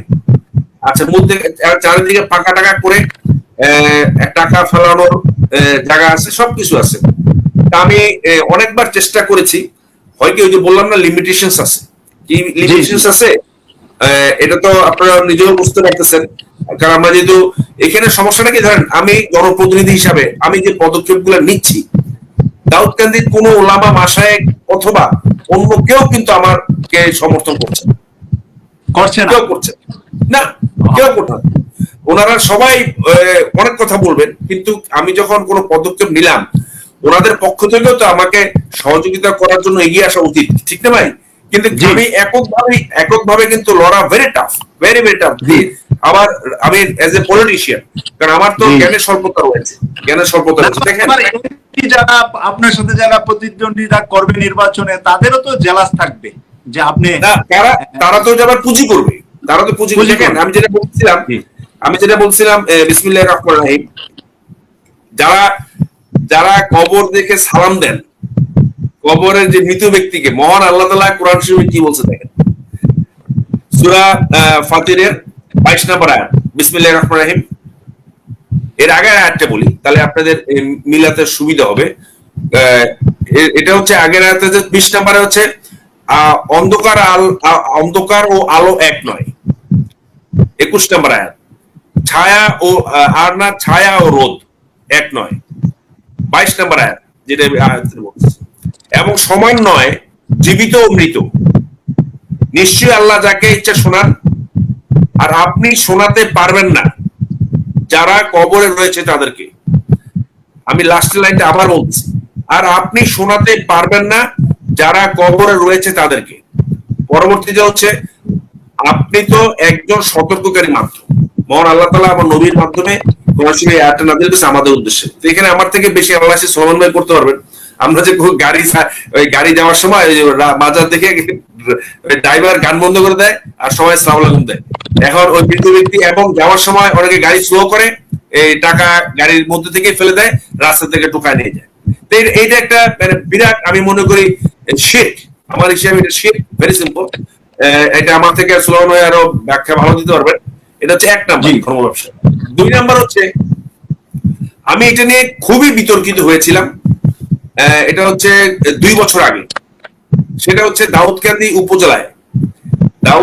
উপজেলায় যে সকল ওয়াজ অর্থের বিনিময়ে গ্রহণ করা, অর্থের বিনিময়ে ওয়াজ করা হতো, এবং যে সকল ওয়াজের মধ্যে আপনার গীবত, কোরআনের তাফসীর তো দূরের কথা, ম্যাক্সিমামই হচ্ছে আপনার এক হুজুর আরেক হুজুরকে মানে কি বলবো এটাকে মানে মানে খুবই মানে খারাপ, যেটা কোনোভাবে কোনো মানুষ ইসলাম কোন সময়। আমি ওয়ার্সে এক সময় যেতাম, সত্যি কথা বলি, যাওয়ার পরে আমার রিয়েলাইজেশন হলো এখানে আমি কি শিখতে আসলাম, আমি কি শিখলাম। আমি কিন্তু খুবই কম, আমি এখন নিজে পুরোপুরি যতটুকু শিখছি ওয়াজে আমি কিছু শিখি নাই। তখন আমি প্রশাসনের সাথে কথা বলে দাউদকান্দিতে সকল ওয়াজ বন্ধ করে দিলাম, first time in the history of Bangladesh. কোন ওয়াজ বন্ধ করেছি? যে সকল ওয়াজের মধ্যে আপনার আমি কিছু দাউদকান্দিতে করোনার আগে 2020, এটা তো 21, 2019-এর শীতের মৌসুম, ওয়াজটা মৌসুম আছে, বর্ষাকালে ওয়াজ হয় না, গরমকালে হয় না, শীতকালে হয়। এই শীতের মৌসুমে 4 মাস, এই 4 মাসে আপনি কেন বিলিভ 4,500 ওয়াজ একটাও ভুল হয়। আর ওয়াজটা কিরকম দেখেন, খুব দুর্ভাগ্যজনক। ওয়াজটা করে হচ্ছে গ্রুপিং হয়ে গেছে। এই মসজিদ ওয়াজ করে, ধরে আমি উপজেলা চেয়ারম্যান, আমার ক্ষমতা আছে, আমি একটা ওয়াজ দিলাম। সোলাইমান ভাই আমার এলাকার গ্রামের, উনি একটা ওয়াজ দিল। মাসুদ ভাই আপনি বিদেশে থাকেন, বিদেশ থেকে লন্ডন থেকে আপনি বললেন যে আমি খরচ দিব, তো ওয়াজ করো। আপনার মানে জিনিসটা কিন্তু ইসলামের, এটা কিন্তু ইসলাম, আই এম শিওর সোলাইমান ভাই এটা অ্যানালাইসিস করবেন, এটা কোনোভাবে ইসলাম এলাও করে না। এবং এই ওয়াজের মাধ্যমে যে আমি যেমন আমি সবাইকে বলি বাংলা কোরআন শরীফ আমরা সবাই পড়ি। একটা মানুষ, আমি সহিহ হাদিস, আমার এখানে 26টা হাদিসের বই আছে এই মোবাইলে, বাংলা কোরআন শরীফ আছে, 2-3 ল্যাঙ্গুয়েজ আছে। আমার যেটা সুবিধা ইংলিশও পড়ি। আমি দেখেছি কি জানেন, বাংলা থেকে ইংলিশটা বুঝতে খুব সহজ হয়, অ্যারাবিক, যেহেতু আমি অ্যারাবিক ইয়াটা বুঝি না। তো এই ওয়াজে গিয়ে কিন্তু এই দুইটা জিনিস, আমি ধর্ম ব্যবসার বিরুদ্ধে সবাই জানে, এবং এই জন্য আমাকে সত্যি কথা বলে কিছু মাইন্ড করবেন না, আমার বাবা মাও আমাকে বকা দিচ্ছে, বলে তোমার এই ধর্মের পিছনে কোরআনের কি দরকার, তুমি রাজনীতি করো, রাজনীতি। বাট আমি মনে করি, শোনেন, আমার ধর্মের পিছনে না, আমি বলি যেটা আল্লাহ তাআলা আমাকে একটা অবস্থান দিয়েছেন, আজকে জনপ্রতিনিধি হিসাবে, উপজেলা চেয়ারম্যান হিসেবে যদি আমি এগিয়ে আসি, তাহলে কিন্তু সাধারণ মানুষের কাজ করতে সুবিধা, প্রতিবাদ করতে সুবিধা, আলোচনা করতে সুবিধা। হুজুর দাউদকান্দিতে অনেক ভালো ভালো হুজুর রয়েছে, জ্ঞানী হুজুর রয়েছে, কিন্তু ওনাদেরকে দিয়ে ওয়াজ করাবেন না। ওয়াজ করাবেন কাদেরকে? যাদেরকে কালেকশন বেশি হয়। What is this? মানে ওয়াজ কি মানে কালেকশনের জন্য নাকি? মানে এটা কি মানে, তার মানে ওয়াজের উদ্দেশ্য তো ওই ধর্মের ইয়া না, মানে নসিহত করা না অথবা হেদায়েত করা না, উদ্দেশ্যটা হচ্ছে টাকা উঠানো। কি টাকা উঠানো? বার্ষিক মাদ্রাসার, সব মাদ্রাসায় তো আপনার বাৎসরিক একটা বাজেট করে, এই বাজেট করে এই ওয়াজের সময় সবার থেকে টাকা উঠাতে থাকে। ইসলাম কি এগুলো এলাও করে? ইসলামে তো কোরআন শরীফ তো এই দেখেন, আমি তো এই কয়েকদিন আগেও দিয়েছি, আবারও বলতেছি, এই কোরআন শরীফ তো অনেকগুলো আয়াত এমনি দেওয়া আছে, দেখেন বিসমিল্লাহির রহমানির রহিম, সেটা হচ্ছে সূরা ইয়াসিনের 21 নম্বর আয়াত। মহান আল্লাহ তাআলা ইরশাদ করেন, তোমরা তাদেরকে অনুসরণ করো যারা দ্বীনের বিষয়ে কোনো পারিশ্রমিক চায় না এবং যারা সুপথ প্রাপ্ত। Very simple. অনেকে বলে আমাকে কোরআন শরীফ বুঝতে হলে বলে, বললাম না, অন্য কাছে যাইতে হবে, আরো কারো কাছে যাইতে হবে। ওয়ারেস কোরআন শরীফে মহান আল্লাহ তাআলাই কি বলছেন দেখেন। আমি যখন কোরআন শরীফ এখন পড়ি, আমার মনোবল আগের থেকে অনেক শক্তি হয়ে গেছে। মহান আল্লাহ তাআলা কি বলছে কোরআন শরীফ? সূরা বাকারা সূরা বাকারার যে সবচেয়ে বড় সূরা এবং 2 নম্বর আয়াত, এই সূরা বাকার লা জালিকাল কিতাবুল আরাবিয়া ফি সুলাইমান ভাইয়ের এই পরে কিতাব হলো মানে পরিশুদ্ধ কিতাব, এর উপরে কোন ধরনের সন্দেহ শুবা করা যাবে না। জি মোহাম্মদ আলী ভাই, আপনার কাছে আবার আসবো। আচ্ছা, আমি একটা লাস্ট বলে দিচ্ছি। সূরা দুখান 2 নম্বর আয়াত, সুস্পষ্ট, এই সুস্পষ্ট কিতাব, সবচেয়ে কঠিন মানে সবচেয়ে স্পষ্ট আয়াতটা দেখেন, সূরা ফাসিলাতের 3 নম্বর আয়াত, এই কিতাব বিশদভাবে বিবৃত হয়েছে এর আয়াত সমূহ কোরআন শরীফ আরবি ভাষায় জ্ঞানী সম্প্রদায়ের জন্য। এটা আমি এই বলে এখানে শেষ করলাম। ধন্যবাদ। দালাল হাফিজুর রহমান কুয়াকাটা এখনো গ্রেফতার হচ্ছে না কেন, এইটার আনসার চাচ্ছে একজন বর্তমান উপজেলা চেয়ারম্যান বা সরকারের দলীয় প্রতিনিধি হিসাবে। আপনার কাছে আনসারটা কি প্লিজ?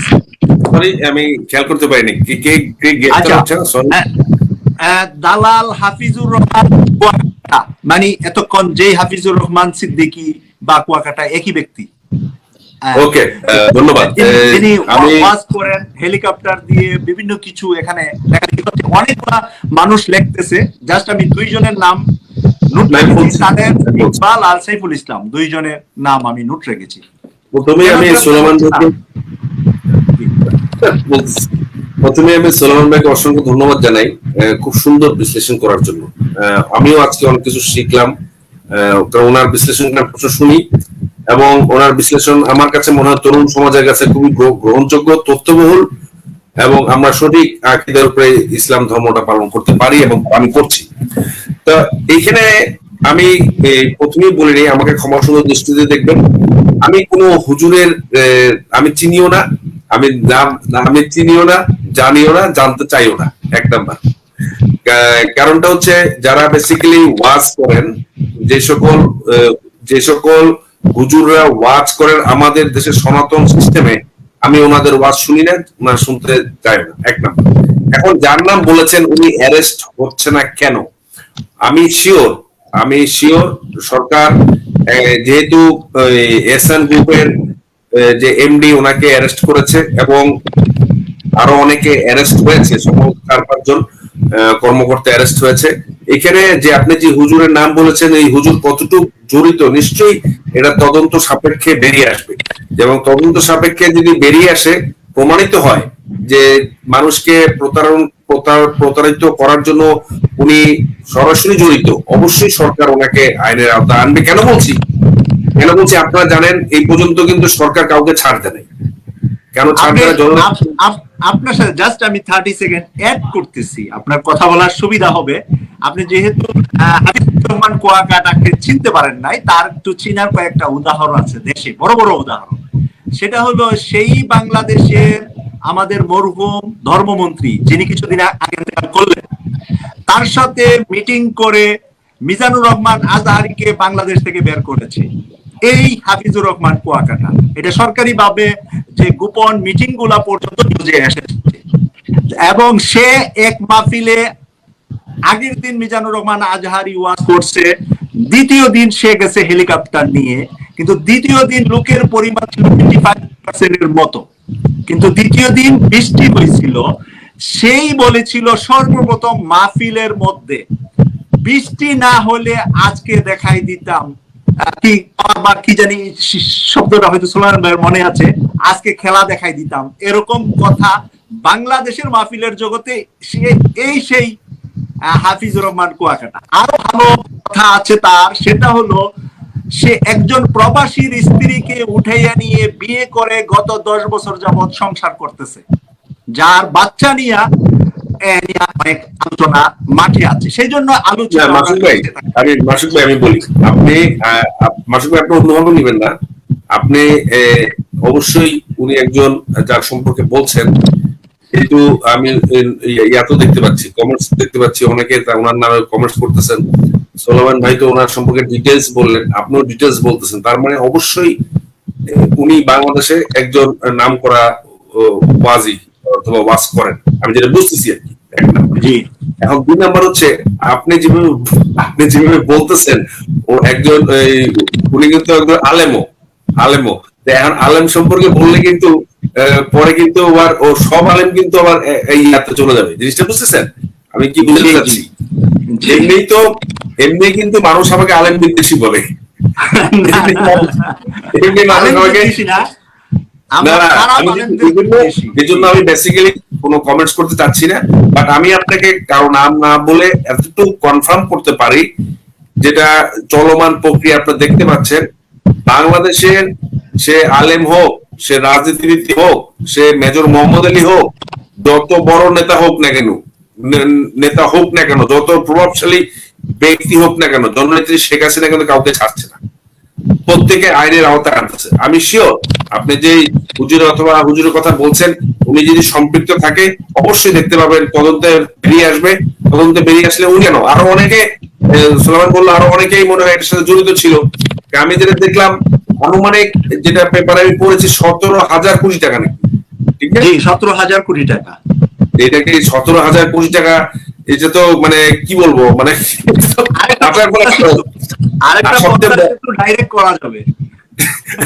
আর সবচেয়ে বড় দুঃখের বিষয় কি, যখন আমি ওনার নামটা দেখলাম মুফতি মাওলানা, মানে এটা আমি এটা দেখার পরে আমার খুব খারাপ লাগছে। কেন খারাপ লাগছে?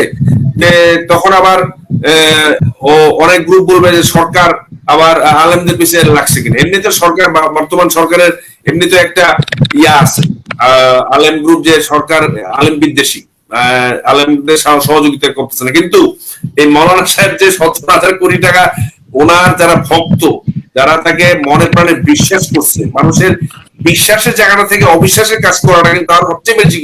আমি তো মনে করবো এটা তো ভালো বলতে পারবেন, আমি আপনাকে বিশ্বাস করলাম, বিশ্বাস করছি, কিন্তু ব্যবসায় পূর্ণ হিসাব বিশ্বাস করে। কেন আপনার নামের আগে কিন্তু আপনি একজন ইমাম ছিলেন, আপনার নামের আগে মুফতি আছে, মাওলানা আছে, স্বাভাবিক বিশ্বাসের জায়গাটা কিন্তু আমার কাছে যখন কেউ টাকা দিবে, মাসুদ ভাইয়ের কাছে যখন দিবে, সোলেমান ভাইয়ের কাছে যখন দিবে, আর এই মুফতি মাওলানা যখন কার কাছে দিবে, তার কাছে কিন্তু বিশ্বাসটা বেশি করে দিবে আমাদের থেকে। এখন ওই বিশ্বাসের জায়গাটা থেকে যদি কেউ অবিশ্বাসের মতো কাজ করে, তার তো বিরাট দৃষ্টান্তমূলক শাস্তি হওয়া উচিত, যেন ভবিষ্যতে কেউ ধর্মের নামে এই জাতীয় কোনো অধর্মের কাজ করতে না পারে। ধন্যবাদ। জি, অনেক সুন্দরভাবে আমাদের বিষয় এই প্রশ্নটা দর্শকের প্রশ্ন ছিল, 2 জন দর্শকের নাম আমি নোট করেছি, এরকম অসংখ্য দর্শক এই প্রশ্নটা করেছে। আমি এখন সুলাইমান সাহেবের কাছে যাচ্ছি। এহসান গ্রুপ ও হাফিজুর রহমান সিদ্দিকী ধর্ম ব্যবসা ও প্রতারণার জন্য তাদের দল চরমোনাই কোনো দায়ী মনে করেন কিনা? কারণ তারা তো চরমোনাই একজন মাঠের লেকচারার বা কি বলবো আমরা ক্যাম্পাসার, যেটা চরমোনাইকে প্রমোট করে তারা মাঠে ময়দানে। তো এতে চরমোনাই পীর সাহেব জড়িত বা তাদের কোনো অপরাধ আছে কিনা? মাসুদ ভাই, মাসুদ ভাই, আপনার আমি কিন্তু একজন দর্শক। I am learning lot of things. আজকে কিন্তু আপনার আমার এত জ্ঞান ছিল না, বিকজ আমি এগুলো থেকে সরে আসছি, সরে আমি এখন নিজেই কোরআন শরীফ পড়তেছি। সো আমি আপনাকে একটা প্রশ্ন করি, চরমোনাই কোনটা আবার? চরমোনাই সৈয়দ ফজলুল করিম সাহেবের 2 ছেলে বর্তমান, যেটা চরমোনাই পীর। মাসুক ভাই, আমি আমার উত্তরের মধ্যে আমি বিস্তারিত বলবো আর কি, তাহলে বুঝতে সুবিধা হবে আর কি। যে আমি প্রশ্ন বুঝেছি, আমি উত্তর দিচ্ছি। আমি আপনার প্রশ্ন আই গট ইট পয়েন্ট। প্রথমেই সুমন ভাইয়ের যে পয়েন্ট গুলো ছিল গ্রেফতার বিষয়ে, এটার সাথে আমি একমত, এবং আমারও ব্যক্তিগত আস্থা রয়েছে যে প্রশাসন আগের যে কোনো সময়ের চেয়ে সোচ্চার। এবং এমনকি আমি ধন্যবাদ জানাই আন্তরিকভাবে যে আওয়ামী লীগের নামে, ছাত্রলীগের নামে, যুবলীগের নামে যে অনেকে চামচামি করে, অনেকে বিভিন্ন ব্যবসা করে, এদেরকেও কিন্তু সার দিচ্ছে না। আপনি বড় বড় কিচেনের ব্যবসায়ী থেকে শুরু করে প্রভাবশালী আওয়ামী লীগ, যুবলীগ, ছাত্রলীগ নেতা, এদেরকে গ্রেফতার করছে, এরা মানে ছাড় দিচ্ছে না। এই ধরনের অপরাধীদেরকে কঠোর পদক্ষেপ নেবে। এবং ইন্ডিপেন্ডেন্ট টিভির একটা রিপোর্ট, আমি ইন্ডিপেন্ডেন্ট টিভিকে কোট করছি, র‍্যাব জানিয়েছে যে এই হুজুর, এই বক্তা, এদের তালিকা হচ্ছে। তার মানে প্রশাসন কিন্তু ভাবছে এগুলো নিয়ে। আমাদের বিশ্বাস যে গ্রেফতার হতে হবে তা না, তাদেরকে জিজ্ঞাসাবাদ করা হোক, অথবা তারা কতটুকু জড়িত এগুলো খুঁজে বের করা হোক। চরমোনাই সম্পর্কে জানতে চেয়েছেন। চরমোনাই আসলে সহজ পরিচয়, সুমন ভাই যেটা চিনবেন, যেটা বললে, বাংলাদেশের একটা রাজনৈতিক দল রয়েছে রেজিস্টার্ড, হাত পাখা মার্কা। ওই হাত পাখা মার্কা যে পীরের সংগঠন, যে পীরের দরবারের সাথে সম্পৃক্ত, ওটাই হচ্ছে চরমোনাই। চরমোনাই বরিশালের একটা স্থানের নাম। মুফতি সৈয়দ রেজাউল করিম, হাত পাখার যে দল ইসলামী আন্দোলন বাংলাদেশ, এই দলের আমির, উনি হচ্ছে চরমনাইয়ের পীর। এই চরমনাইয়ের মুরিদ হচ্ছে এই হাফিজুর রহমান সিদ্দিকী, রাগিব এহসান এরা। তো মাসুক ভাই প্রশ্ন করেছেন যে চরমনাই, আমি এমনি আলোচনা করি। রাগিব সাহেব মানে এসএন গ্রুপের যে হুজুর, ওনার পীর হচ্ছে চরমনাই। জি, হ্যাঁ সরাসরি চরমনাই নেতা, এবং একেবারে হাফিজুর সরাসরি। রহমান সিদ্দিকী কুয়াকাটা পীর চরমনাই। হ্যাঁ এই সিদ্দিকী বা রাগিব এহসান নিজেই চরমনাইয়ের মুরিদ, এটা হচ্ছে মূল কথা।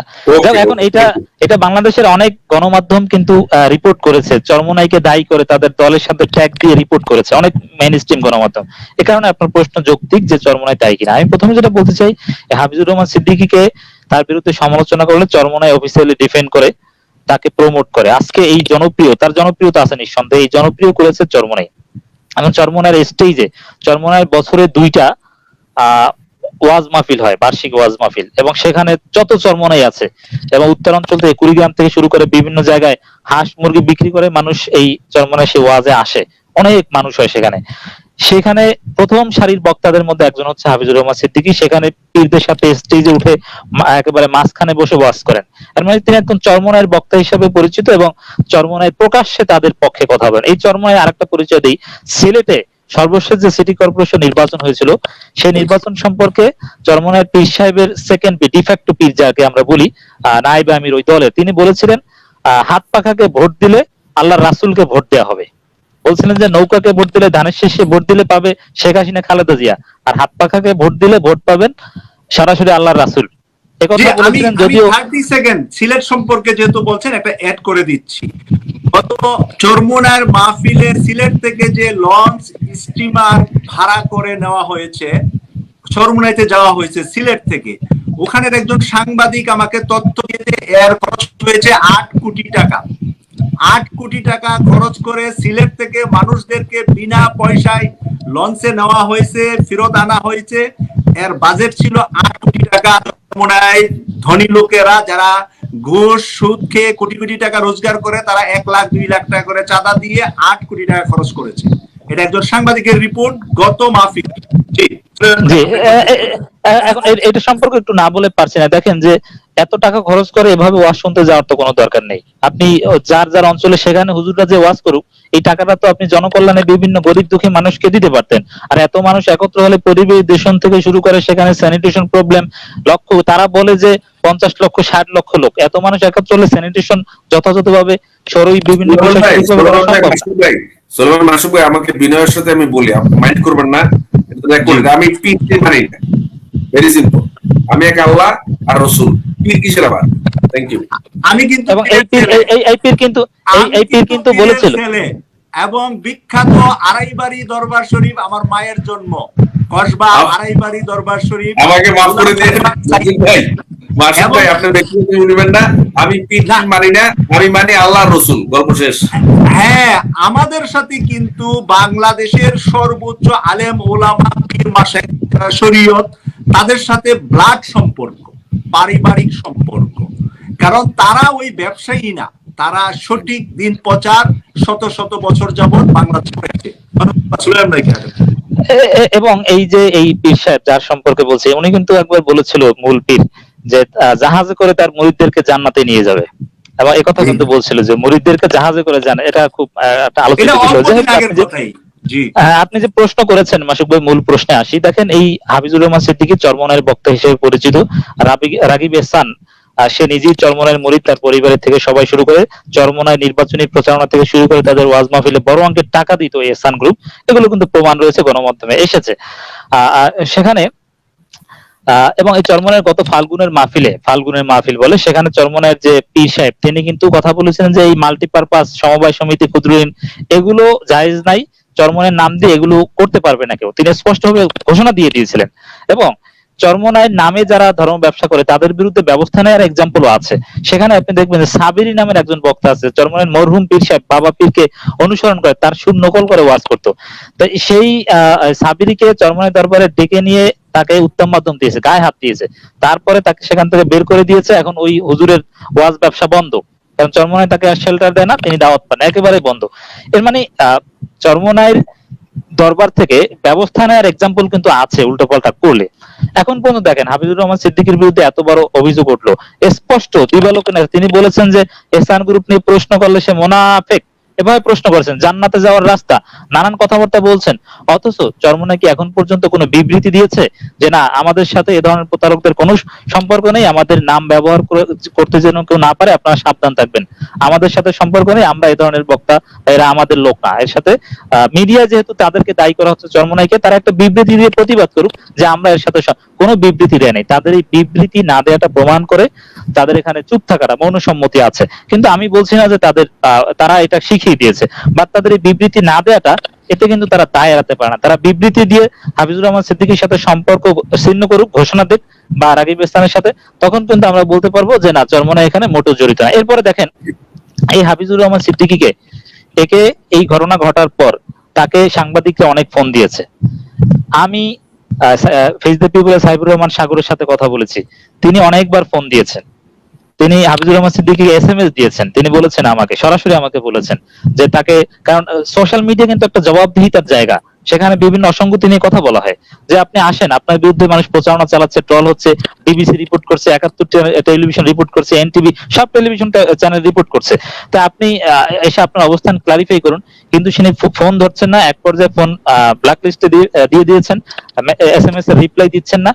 এর মানে তিনি প্রকাশ্যে আসতে চাচ্ছেন না। তিনি অপরাধী না হলে, তার সৎ সাহস থাকলে আমি চ্যালেঞ্জ করছি, তার অনেক গুরুত্বপূর্ণ লোকজন আমার বক্তব্য শুনবেন আমি বিশ্বাস করি, এবং শুনেন, আমি চ্যালেঞ্জ করছি এই হাফিজুর রহমান সিদ্দিকীর যদি সৎ সাহস থেকে থাকে, আপনি আমার সাথে টক শোতে আসেন, আপনি ফেস দ্য পিপলে বসবেন, ইউকে কসবা টিভিতে বসবেন, যেখানে বসবেন আমরা ব্যবস্থা করে দেব। আপনি হ্যাঁ ফাইলাম তাফআলু ওয়ালাম তাফআলু, কখনোই পারবে না, কখনোই আসবে না। আমি সাগর ভাইকে বলে দিয়েছি যে আপনি কখনোই তাকে আনতে পারবেন না, এটা সম্ভব না। এর মানে তার সৎ সাহস নেই। সৎ সাহস থাকলে নিজের অবস্থান, যেন মাশরাফির বিরুদ্ধে অভিযোগ এসেছে, মাশরাফি মিডিয়ার সাথে কথা বলেছে, তার অবস্থান ব্যাখ্যা করেছে, এটা জবাবদিহিতা, তিনি এমনকি বিক্ষোভ যারা করেছে তাদের সাথে কথা বলেছে। অথচ হাফিজুর রহমান সিদ্দিকী তিনি সাংবাদিকদের ফোন ধরতে সাহস পাচ্ছেন না। কোন সাংবাদিক সম্পর্কে আমি একটু মাশরাফির নাম বলাতে আমার বলতে হচ্ছে, মাশরাফির সাথে পায়ের জুতার তুলনা করা কুয়াকাটাকে, কারণ মাশরাফির বাচ্চারা কোরআন প্রতিযোগিতায় ফার্স্ট হয়, মাশরাফির ছোট বাচ্চাটা হিজাব পরে কোরআন প্রতিযোগিতায় বাংলাদেশের বড় বড় প্রোগ্রামে ফার্স্ট হয়।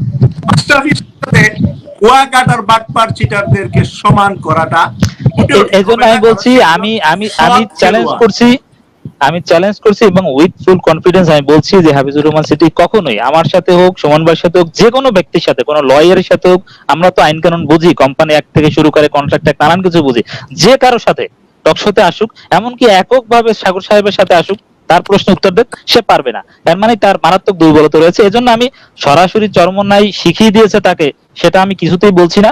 তবে তাদের নীরবতা আমাদেরকে ব্যথিত করে। তাদের হাফিজুর রহমান সিদ্দিকীর বিরুদ্ধে বা এই গ্রুপের বিরুদ্ধে বিবৃতি না দেয়া, এটা কিন্তু তাদের একটা দায়বদ্ধতার জায়গাটা ক্লারিফাই করছে না। এবং হাফিজুর রহমান সিদ্দিকীকে আমি আমার অবস্থান থেকে, বিশ্লেষণ থেকে দায়ী করছি। আশা করি প্রশাসন খুঁজে বের করবে। ধন্যবাদ জি এই প্রশ্নের আনসার করার জন্য। আমি চলে যাচ্ছি মেজর মোহাম্মদ আলী সাহেবের কাছে। একটা প্রশ্ন আসছে, আপনার খুব কাছেই, মানে ঢাকা টু দাওয়াতখালী অবস্থান, শাহ দেওয়ানবাগী দরবার শরীফ সম্পর্কে আপনার মতামত? এই ভণ্ডামির একটা বিশাল জায়গা হলো, হেডকোয়ার্টার হলো শাহ দেওয়ানবাগ, ঢাকা প্রাণকেন্দ্রে। আপনাদের প্রধানমন্ত্রী থেকে শুরু করে রাষ্ট্রপতি থেকে শুরু করে সকলের বলা চলে যে জোরে আওয়াজ করলে শোনা যাবে দেওয়ানবাগ। এই দোকান থেকে বাংলাদেশের মূলত ভণ্ডামি শুরু হয়েছে, যে নিজেকে অনেক মা ফাতেমার কিছু এরকম অনেক কথাবার্তা যেগুলো আমাদের মুখ দিয়া বের করাটাই গুনাহ। তো সেই দেওয়ানবাগী সম্পর্কে আপনার কাছে জিজ্ঞাসা করেছে দুলাল নামে এক আমাদের দর্শক, জি, যার আইডি দুলাল JS। জি ধন্যবাদ। 1 ঘন্টা হয়ে গেছে, এটা আমার ধরেন লাস্ট বক্তব্য দিচ্ছি। প্রথমেই বলতেছি, দেখেন ওনার দেওয়ানবাগের ওনার সম্পর্কে আমি অনেক কিছু ফেসবুকে দেখেছি। ওনাকে ব্যক্তিগতভাবে চিনি না, বাট আমার কাছে মনে হয়েছে যে উনি খুবই সমালোচিত, not in a positive way, negative way. কারণ সবচেয়ে বড় কথা হচ্ছে, ধরে নেই উনি একজন আলেম, ধরে নেই উনি একজন ভালো মানুষ, সবকিছু ধরে নেই, কিন্তু ওনার যে ছবি দেখেছি, মানে যে চলাফেরা, মানে যে আলিশান, তারপরে বিরাট ব্যাপার স্যাপার, মানে আমার আমার কাছে তখন মনে হয়েছে যে উনি কিন্তু সাধারণ, ওনার কি নিজস্ব কোনো ব্যবসা ছিল আমি জানি না, ওনার ব্যবসা ছিল কিনা জানি না। ওনার যে অর্থ, মানে প্রতিপত্তি এবং যে ল্যাভিশ লাইফ দেখে, যেটা এটা একজন হুজুরের থেকে প্রত্যাশা মানুষ করে না, সাধারণ মানুষ যেটা। আর আমি লাস্টে যেটা বলতে যাচ্ছি সেটা হচ্ছে, আমি আবার বলছি যে আমি ব্যক্তিগতভাবে ধর্ম ব্যবসার সম্পূর্ণ বিরুদ্ধে, এবং আমি আল্লাহ তাআলার রহমতে আমি কাজ করে যাচ্ছি এই ধর্ম ব্যবসার বিরুদ্ধে। আর যারা প্রকৃত যারা আলেম, যারা প্রকৃত যারা এই ধর্ম চর্চা করে, ইসলাম চর্চা করে, তাদেরকে আমি শ্রদ্ধা জানাই, তাদের থেকে আমি শিখি। যেমন আপনার মাসুদ ভাই আছেন, সোলাইমান ভাই আছেন, মাসুদ ভাই অনেক, তারপরে সাগর ভাইয়ের আমি অনেকগুলো চ্যানেলে ওই যে টক শো গুলো হয় ফলো করি, যখন সময় থেকে আমি দেখি, কেন অনেক কিছু শিখা যায়। বাট এই যে ধরুন এই ওয়াজ যারা আমি দেখছি যে টক শোতে যারা আসে তারা কিন্তু ম্যাক্সিমাম ওয়াজ করে না। সোলাইমান ভাই কি ওয়াজ করেন? আমি ওয়াজ করছি, এক সময় ফ্রি ওয়াজ করছি আমি বাংলাদেশে। আমি মোটামুটি অনেক ওয়াজ করছি, অভিজ্ঞতা আছে, এগুলো ছেড়ে দিয়েছি, কারণ এগুলোর মাধ্যমে আসলে হেদায়েত হয় না, বাস্তব কথা। না না, এগুলোর আপনি মাধ্যমে আসলে তেমন উপকার হয় আমি না। আপনাকে বলি, আমি আরেকজন ভাইকে আমি খুব শ্রদ্ধা করি, যদিও দুর্ভাগ্যক্রমে উনি একটা দুর্ঘটনা ঘটেছে, ওনার নামটা ভুলে গেলাম। আচ্ছা আচ্ছা, হ্যাঁ বুঝতে পারছি, ওই যে ইয়ের কথা বলতেছেন, ইয়াং যে ছেলেটা। ইয়েস ইয়েস, হ্যাঁ হ্যাঁ, আদনান ভাই, ওই যে আদনান না? হ্যাঁ, আবু তাহা আদনান। জি জি, হ্যাঁ হ্যাঁ, যেমন ওনাকে কিন্তু ওনার আমার খুব ভালো লাগে। কেন ভালো লাগে? উনি বিভিন্ন মসজিদে গিয়ে খুতবার সময় উনি খুতবা পড়েন। জি জি, এইটাই হবে। আমিও ফ্রি টাইমে, আমি এখনো সুযোগ পেলে, খুব ব্যস্ত থাকি তো, ব্যক্তিগত অনেক কাজ টাজ বাংলাদেশে থাকলে যতক্ষণ থাকি, আমি সুযোগ পেলে আমি জুমার খুতবা দেই বিভিন্ন মসজিদে। এবং আমরা এই যে ধর্মীয় হুজুরদের সিন্ডিকেট, এই সিন্ডিকেটটা ভেঙে দিতে চাই। আমি বিশ্ববিদ্যালয়ের ক্লাসরুমে আমি ফর্মাল ড্রেসে চলি, কিন্তু আমি জুমার খুতবা এই কারণে আমি যেতে পারবো না, আমি সুন্নতি পোশাক অনুযায়ী চলি, আমি টাকনুবিদার উপরে প্যান্ট পরি, দাড়ি সাধারণত হয় না তেমন। অতএব আমি কেন ইমামতি করতে পারবো না? কোনো বাধা নাই তো। আমার কোরআন তেলাওয়াত শুদ্ধ, আমি হাদিস জানি, আমি উসুল জানি, আমি ফিরআত জানি, আমি ওয়াজ করতে পারি, সমস্যা কি? আমার মাদ্রাসা ব্যাকগ্রাউন্ড আছে। এজন্য আমার এই যে কনভেনশনাল মিস্টেক, এটা অনেকটা ভেঙে গিয়েছে আমাদের বিভিন্ন এলাকায়, বাংলাদেশের বিভিন্ন জায়গায় আমি গিয়েছি। একসময় এই প্যান্ট শার্ট পরার লোককে ইমাম হিসেবে মানতে চাইতো না, কিন্তু এখন এটা অনেকে গ্রহণ করে, সমস্যা নেই। আমাকে তো এই বিষয় নিয়ে কেউ আপত্তি করতে সাহস পায়নি এখনো। লন্ডনে আমি জাস্ট একটু উদাহরণ দিচ্ছি। লন্ডনে বাঙালি, পাকিস্তান, ইন্ডিয়ান, বিভিন্ন আরব দেশের যারা বর্ন হয়েছে, এখানে আমাদের সন্তানরা এই দেশে জন্ম নিয়েছে, ওদের মধ্যে পুলিশ অফিসার যারা মানে পুলিশের ডিউটি অবস্থায় মসজিদের পাশ দিয়ে যাচ্ছে, একজন দেখা যাচ্ছে খ্রিস্টান বা হিন্দু বা বৌদ্ধ, একজন দাঁড়াই থাকে, আরেকজন মসজিদে গিয়া রিভলভার সহ নামাজ পড়ে। শুধু নামাজই পড়ে না, কখনো কখনো ইমামতি করে, আমরা পিছিয়ে দাঁড়াই যাই। মানে এইটা হলো নিয়ম ইসলাম। এইটাই এই মাসুদ আপনি যেটা বলছেন, দেখেন এখানে বাংলাদেশের অনেকে শুনতেছে, পরবর্তীতে শুনবে, এই জিনিসগুলো আমাদের জানা উচিত। এটা জানেন আপনি, আমাদের দেশের সমস্যাটা কোথায়, অন্যভাবে নেবেন না। আমাদের সমস্যাটা হচ্ছে ম্যাক্সিমামই হচ্ছে আমরা নিজেরা ইসলামটা নিজেরা পড়ি না, নিজে না পড়ার কারণে, এবং দেখার সৌভাগ্য আল্লাহ তাআলা সবাইকে দেয় নাই। যেমন আপনি মাসুদ ভাই দেখছেন, সুলাইমান ভাই দেখছেন, আমি দেখছি, আল্লাহ তাআলা আমাদের দেখার, পৃথিবীটা দেখার সুযোগ দিয়েছেন। অন্যান্য দেশের মানুষ, মুসলমানরা কি ধর্ম চর্চা করছে, তার ফলে কিন্তু আমাদের মনটাও কিন্তু অনেক বড় হয়ে যায়। আর আমাদের দেশের ম্যাক্সিমাম ওই যে ওয়াজে, আপনি রাত্রেবেলা যে ওয়াজ হয়, কোন সময় দেখছেন কেউ গাড়িতে করে কোন সম্ভ্রান্ত পরিবারের লোকজন ওয়াজ শুনতে গেছে? আমি দেখি নাই, আমি দেখি নাই, বাট শিক্ষিত সমাজও জানে না। এখন এই জন্য আপনাদের মাধ্যমে আমি খুব খুশি হয়েছি সোলাইমান ভাই এবং মাসুদ ভাই আজকে আমাকে আলোচনায় অংশগ্রহণ করার সুযোগ, কথা বলার সুযোগ করে দেওয়ার জন্য। আমি যে একজন জনপ্রতিনিধি হিসেবে এটাই চাই, বাংলাদেশে ধর্ম ব্যবসা বন্ধ হোক, এবং এই ধর্ম ব্যবসার বিরুদ্ধে আপনারা যারা ইসলাম নিয়ে রিসার্চ করছেন, আপনাদের সবাইকে আরো সোশ্যাল মিডিয়াতে সোচ্চার হওয়ার জন্য আহ্বান করে আমি বক্তব্য শেষ করছি। ধন্যবাদ সবাইকে। আসসালামু আলাইকুম ওয়া রাহমাতুল্লাহ। জি, আমরা একটা ছোট প্রশ্ন নিয়ে সুলাইমান অ্যানালাইসিসের কাছ থেকে আমরা অনুষ্ঠানটা শেষ করছি। জনাব মোহাম্মদ সুলাইমান, বাংলাদেশে এসব ধর্ম ব্যবসার সমাধান কি, আপনি যদি ফিনিশিংটা। জি, আমি আমি আমি আমি সংক্ষেপেই শেষ করছি। আমি কিন্তু ভারতের বিভিন্ন প্রদেশেও ইমামতি করে নামাজ পড়ার অভিজ্ঞতা আছে আমার, এবং এই ড্রেসেই আমার অভিজ্ঞতা আছে। হোয়াট এভার, এই যে এইসব ধর্ম ব্যবসা, রাগিব এহসান, নানান গ্রুপ আছে, এই জন্য আসলে রাগিব এহসান সে মূল না। রাগিব এহসানের মতো ছোটখাটো প্রতারক এরকম আরো অনেক তৈরি হয়েছে, হবে, এটা স্বাভাবিক। কিন্তু দেখতে হবে রাগিব এহসানকে এত বড় কোটিপতি, এত টাকার মালিক কে বানিয়েছে? সেলিব্রিটিরা বানিয়েছে। হাফিজুর রহমান সিদ্দিকীর মতো সেলিব্রিটিদের এরাই হচ্ছে মূল সমস্যা। রাগিব এহসান হাফিজুর রহমান সিদ্দিকীকে তৈরি করেনি। হাফিজুর রহমান সিদ্দিকীর মতো সেলিব্রিটিরা রাগিব এহসানকে বড় বানিয়েছে। অতএব তাদের দায়ভার রয়েছে। হাফিজুর রহমান এবং আলেমদের ওয়াজ শুনতে হবে। হাফিজুর রহমান সিদ্দিকী ওই অর্থে প্রকৃতপক্ষে কোনো আলেম না, তিনি বক্তা, গলাবাজ। তিনি হাদিসের গভীর জ্ঞান নেই, উসুলে হাদিস জানে না, রেজাল, আসমাউর রেজাল থেকে শুরু করে আকিদার আকাইদের জটিল পরিভাষা, বালাগাত, মান্তিক, ফারাইজ এবং বিভিন্ন পরিভাষা ব্যবহার, এগুলো সম্পর্কে আসলে অতিরিক্ত ওয়াজ করলে পড়াশোনা করবে কখন? তিনি একদিনে 2-3টা ওয়াজ করেন, সারা বছর ভিজিট করেন, তিনি ওয়াজ পড়াশোনা করবেন কিভাবে? পড়াশোনা নাই। এবং আমি তো বলতে পারি, আমি এই এখানে 1 ঘন্টা যে কয়টা সনদ সহ যে কয়টা হাদিস আমি মুখস্থ আরবি টেক্সট সহ বলতে পারবো, গত 5 বছর হাফিজুর রহমান সিদ্দিকী ওয়াজের মধ্যে ওই কয়টা হাদিস বলে নাই, পারে কিনা সেটাও সন্দেহ রয়েছে। কোনো রেফারেন্স নাই, মানে শুধু কিচ্ছা কাহিনী, গল্প, নানান উদ্ভট, এগুলো নিয়ে ওয়াজ, শিক্ষণীয় কিছু নেই। বাস্তব কথা আছে, আমি আশা করি সুমন ভাই কয়েকটা ক্লিপ শুনবেন, কোনো কিছু শিক্ষণীয় নেই সেখানে। তিনি গালাগালি, ওয়াজের মধ্যে বাটপার, পাগল ছাগল, এইসব শব্দ ব্যবহার করেন, এবং পারলে তারা, মাস্তান, দেখাই দিমু, খেলা হবে, এগুলো কি কোনো আলেমের ভাষা? সারাদিন গীবত, পরনিন্দা, এগুলোই চলে। এবং সে অশালীন ভাষা, অমার্জিত, অসহিষ্ণু, সাম্প্রদায়িকতা প্রচার করে, এবং মুসলিম উম্মার মধ্যে ইন্টার রিলিজিয়ান সেক্ট, এদের মধ্যে ঐক্য পরিপন্থী কথাবার্তা বলে। এই কারণে আমি যেটা বলতে চাই সংক্ষেপে, যে হাফিজুর রহমান সিদ্দিকী বা এই ধরনের ধর্ম ব্যবসায়ী যারা আছে, সেটা হতে পারে চরমনার নামে, হতে পারে জামাত শিবিরের নামে, হতে পারে কোনো পীরের দরবার নামে, যে কোনো ধর্ম ব্যবসায়ী হোক না কেন, তারা এদের অনুসারী যারা, এদের ভক্ত যারা সিদ্দিকী টাইপের, এরা এদেরকে মসজিদের ইমাম নিয়োগ দেওয়ার সময় হিসাব করবেন। আপনাদের স্ত্রীরাও নিরাপদ না, কারণ এই যে হাফিজুর রহমান সিদ্দিকী তো অন্যের স্ত্রী ওয়াজ করতে গিয়ে সেখানে বরিশালের মেহেন্দিগঞ্জ থেকে আবু বকর নামের এক আর সৌদি আরব প্রবাসীর স্ত্রীকে ভাগিয়ে নিয়েছে, এবং ডিভোর্সের আগেই বিয়ে হয়েছে বলে অভিযোগ আছে। এর কোনো জবাব তিনি দিতে পারেনি।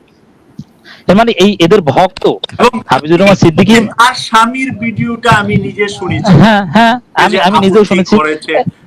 এবং এই যে সে সংসার করছে, হ্যাঁ, এই যে হাফিজুর রহমান সিদ্দিকী বা এই ধরনের লোকদের, ধর্ম ব্যবসায়ীদের অনুসারী, দালাল বা ভক্ত যারা রয়েছে, এরা হচ্ছে পোটেনশিয়াল রাগিব এহসান, পোটেনশিয়াল প্রতারক। অতএব এদের সম্পর্কে, এদেরকে সামাজিকভাবে বর্জন করতে হবে, মার্জিনালাইজড করতে হবে। ধর্ম ব্যবসার উপাদান, বৈশিষ্ট্য, এগুলো বুঝতে হবে। ধর্মের নাম ব্যবহার করে ধর্মীয় প্রতিষ্ঠান, ধর্মীয় ব্যাংক, ধর্মীয়, এটা বললেই হবে না, আপনাকে গভীর জ্ঞান রাখতে হবে। ফাসালু ইয়া আহলে যিকরি ইন কুনতুম লা তা'লামুন, যারা জানে, এই বিষয়ে যারা এক্সপার্ট, যারা অর্থনীতি বুঝে এবং ধর্ম বুঝে, আপনি তাদের কাছ থেকে আলোচনা করে তারপরে অর্থনৈতিক বা ব্যবসায়িক সিদ্ধান্ত নেবেন। যেখানে সেখানে ইনভেস্টমেন্ট করবেন না।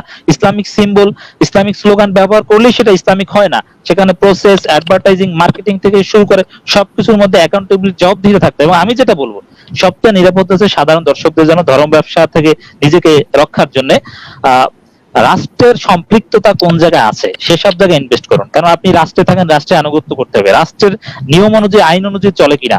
আপনি একটা ব্যাংক ইনভেস্ট করতে পারেন, কারণ সেই ব্যাংকটা বাংলাদেশ ব্যাংকের অধীনে, সেখানে রেগুলেটরি বডি রয়েছে, সেখানে জবাবদিহিতা রয়েছে, সেখানে বাংলাদেশ ব্যাংকের বিভিন্ন ভাবে তাদের একটা আইনের মধ্যে, মানে রাষ্ট্রের আইনি কাঠামোতে চলে কিনা, অথবা রাষ্ট্রের প্রতিনিধি রয়েছে কিনা, প্রশাসক রয়েছে কিনা, সেগুলো নিরাপদ। আপনার রাষ্ট্র গ্যারান্টি দেবে। কিন্তু আপনি যার তার কোন হুজুরের ওয়াজ শুনে এক জায়গায় লক্ষ কোটি টাকা দিয়ে দিলেন, সেটার দায়ভার তো এখন রাষ্ট্র কিভাবে দেবে? হুজুর তো ভেগে গিয়েছে, সে টাকা তো বিদেশে পাচার করে দিয়েছে। এই কারণে যেখানে সেখানে ইনভেস্ট করা যাবে না। ধর্ম ব্যবসা বা এই ইসলামের নামে প্রতারণাগুলো বুঝতে হবে।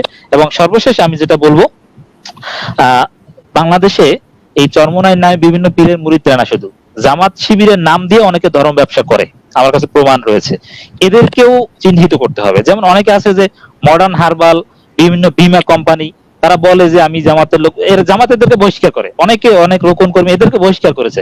এর মানে বিভিন্ন ভাবে বিভিন্ন দলের লোকজনকে, জামাতের একজন জামাত করে, সে তার সমর্থক যারা জামাতের তাদেরকে বলে আমি তো জামাত করতাম, আমি এই কোম্পানির সাথে আছি। মানে এইভাবে অনেক অভিযোগ বাংলাদেশ থেকে আমাদের কাছে আছে, এরকম অনেক এক্সাম্পল আছে। মানে যারাই ব্যবসায়িক ক্ষেত্রে আপনার রাজনৈতিক দলের স্লোগান ইউজ করবে, ধর্মের স্লোগান ইউজ করবে, সেখানে সন্দেহের চোখে দেখতে হবে। কারণ ব্যবসা এটা একটা মুআমালাতের বিষয়, সেখানে স্বচ্ছতা, জবাবদিহিতা, প্রোডাক্ট ভালো কিনা, রাষ্ট্রের আইন মানছে কিনা, এগুলো দেখতে হবে। এই জন্য আমি বলবো যে ধর্মীয় বিশুদ্ধ জ্ঞান এবং অর্থনীতির উচ্চতর জ্ঞান যাদের আছে তাদের পরামর্শে আপনারা ইনভেস্ট করেন, যেখানে সেখানে ইনভেস্ট করবেন না। আর হুজুর একটা কথা বললে যাচাই বাছাই করবেন, তাদের কথা অন্ধভাবে মানা যাবে না। এটি হচ্ছে ধর্ম ব্যবসার সমাধান বলে আমি মনে করি।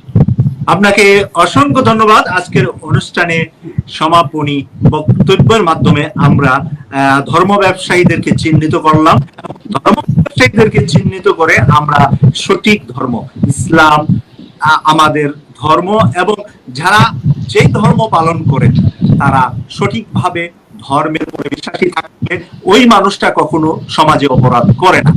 একজন হিন্দু মানুষ যদি সে নিয়মিত মন্দিরে যা, তার ধর্মটা মানে, তার দ্বারা খুন খারাপি, অত্যাচার, দুর্নীতি আগিয়ে নেওয়া যাবে না।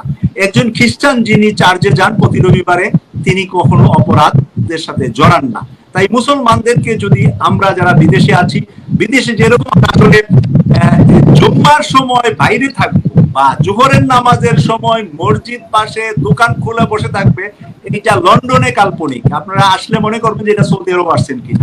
মানে লন্ডনে একজন দোকানদার আজানের পরে দোকানে দোকানদারি করে না, সবাই মসজিদে চলে যায় ম্যাক্সিমাম লোক। হয়তো একজন থাকে দোকান পাহারার জন্য এবং বলে এখন বেচাকেনি হবে না, নামাজের জামাতের পরে হবে, ওই পরে গিয়ে দ্বিতীয় জামাতে বা একা একা নামাজ পড়ে। এটা আমার নিজের এক্সপিরিয়েন্স, এবং দীর্ঘদিন আমি ওই এলাকায় চাকরিও করেছি এবং আমি নিজেও এই প্র্যাকটিসটা করার সুযোগ পেয়েছি আলহামদুলিল্লাহ। তো এই যে মানে ইসলামকে আসলে যেভাবে আমরা বিদেশে থেকে মনে করি যে পালন করা দরকার, সেভাবে বাংলাদেশের মানুষ তো রেডিমেড পেয়েছে, এই জন্য মূল্যায়নটা খুবই হালকা। মানে একটা জুব্বা দেখলেই মনে করে এটাই ইসলামের মূল স্তম্ভ। মানে জুব্বার ভিতরে, চেহারার ভিতরে, গোত্রের ভিতরে খিচুড়ি কারা বেশি খাওয়া, কারা টাকা দিয়া দাওয়াতে নিয়ে যাবে, ফ্রি কি পাওয়া যাবে, এই সমস্ত কিছুর সাথে আমাদের কিছুটা দারিদ্রতাও একটা সমস্যা। কারণ আমরা একটু ভালো কিছু পাইলে মনে করি আজকে একটু ভালো খাবো ওখানে গেলে। তো এই জিনিস থেকে যাতে করে ইসলাম থেকে, ইসলামের এই খারাপ দিক থেকে যাতে আমরা বাঁচতে পারি, এবং শিক্ষণীয় একটা সেমিনার হয়েছে বলেই আমার কাছে বিশ্বাস। এবং 1 মিনিট মেজর মোহাম্মদ আলী ভাইকে অনুরোধ করছি আজকের এই সামারিটা দেওয়ার জন্য, প্লিজ। ধন্যবাদ। আজকে ইউকে কসবা টিভিকে অসংখ্য অসংখ্য ধন্যবাদ সময় উপযোগী সাবজেক্ট নিয়ে আজকে আলোচনা করার জন্য, এবং সবচেয়ে বেশি ধন্যবাদ ইউকে কসবা টিভিকে সোলাইমান ভাইকে এখানে রাখার জন্য। কারণ আমি ওনার একজন খুব ভক্ত, এবং উনি যে বিশ্লেষণগুলো দেন সবসময় রেফারেন্স ভিত্তিক, সবসময় কোথায় কি আছে রেফারেন্স দিয়ে উনি আলোচনা করেন। আর একজন জনপ্রতিনিধি হিসেবে, রাজনীতিবিদ হিসেবে আমি খালি এতটুকু বলতে চাই, আমাদের সমাজকে পরিবর্তন করতে হবে, এবং যার যার অবস্থান থেকে, এবং ধর্মীয় অনুশাসন আমাদেরকে প্রতিষ্ঠিত করতে হবে, এবং ধর্মীয় আগাছাগুলো আমাদেরকে নির্মূল করতে হবে। এই প্রত্যাশা রেখে আজকে শেষ করছি। ধন্যবাদ সবাইকে। আসসালামু আলাইকুম ওয়া রাহমাতুল্লাহি ওয়া বারাকাতুহু।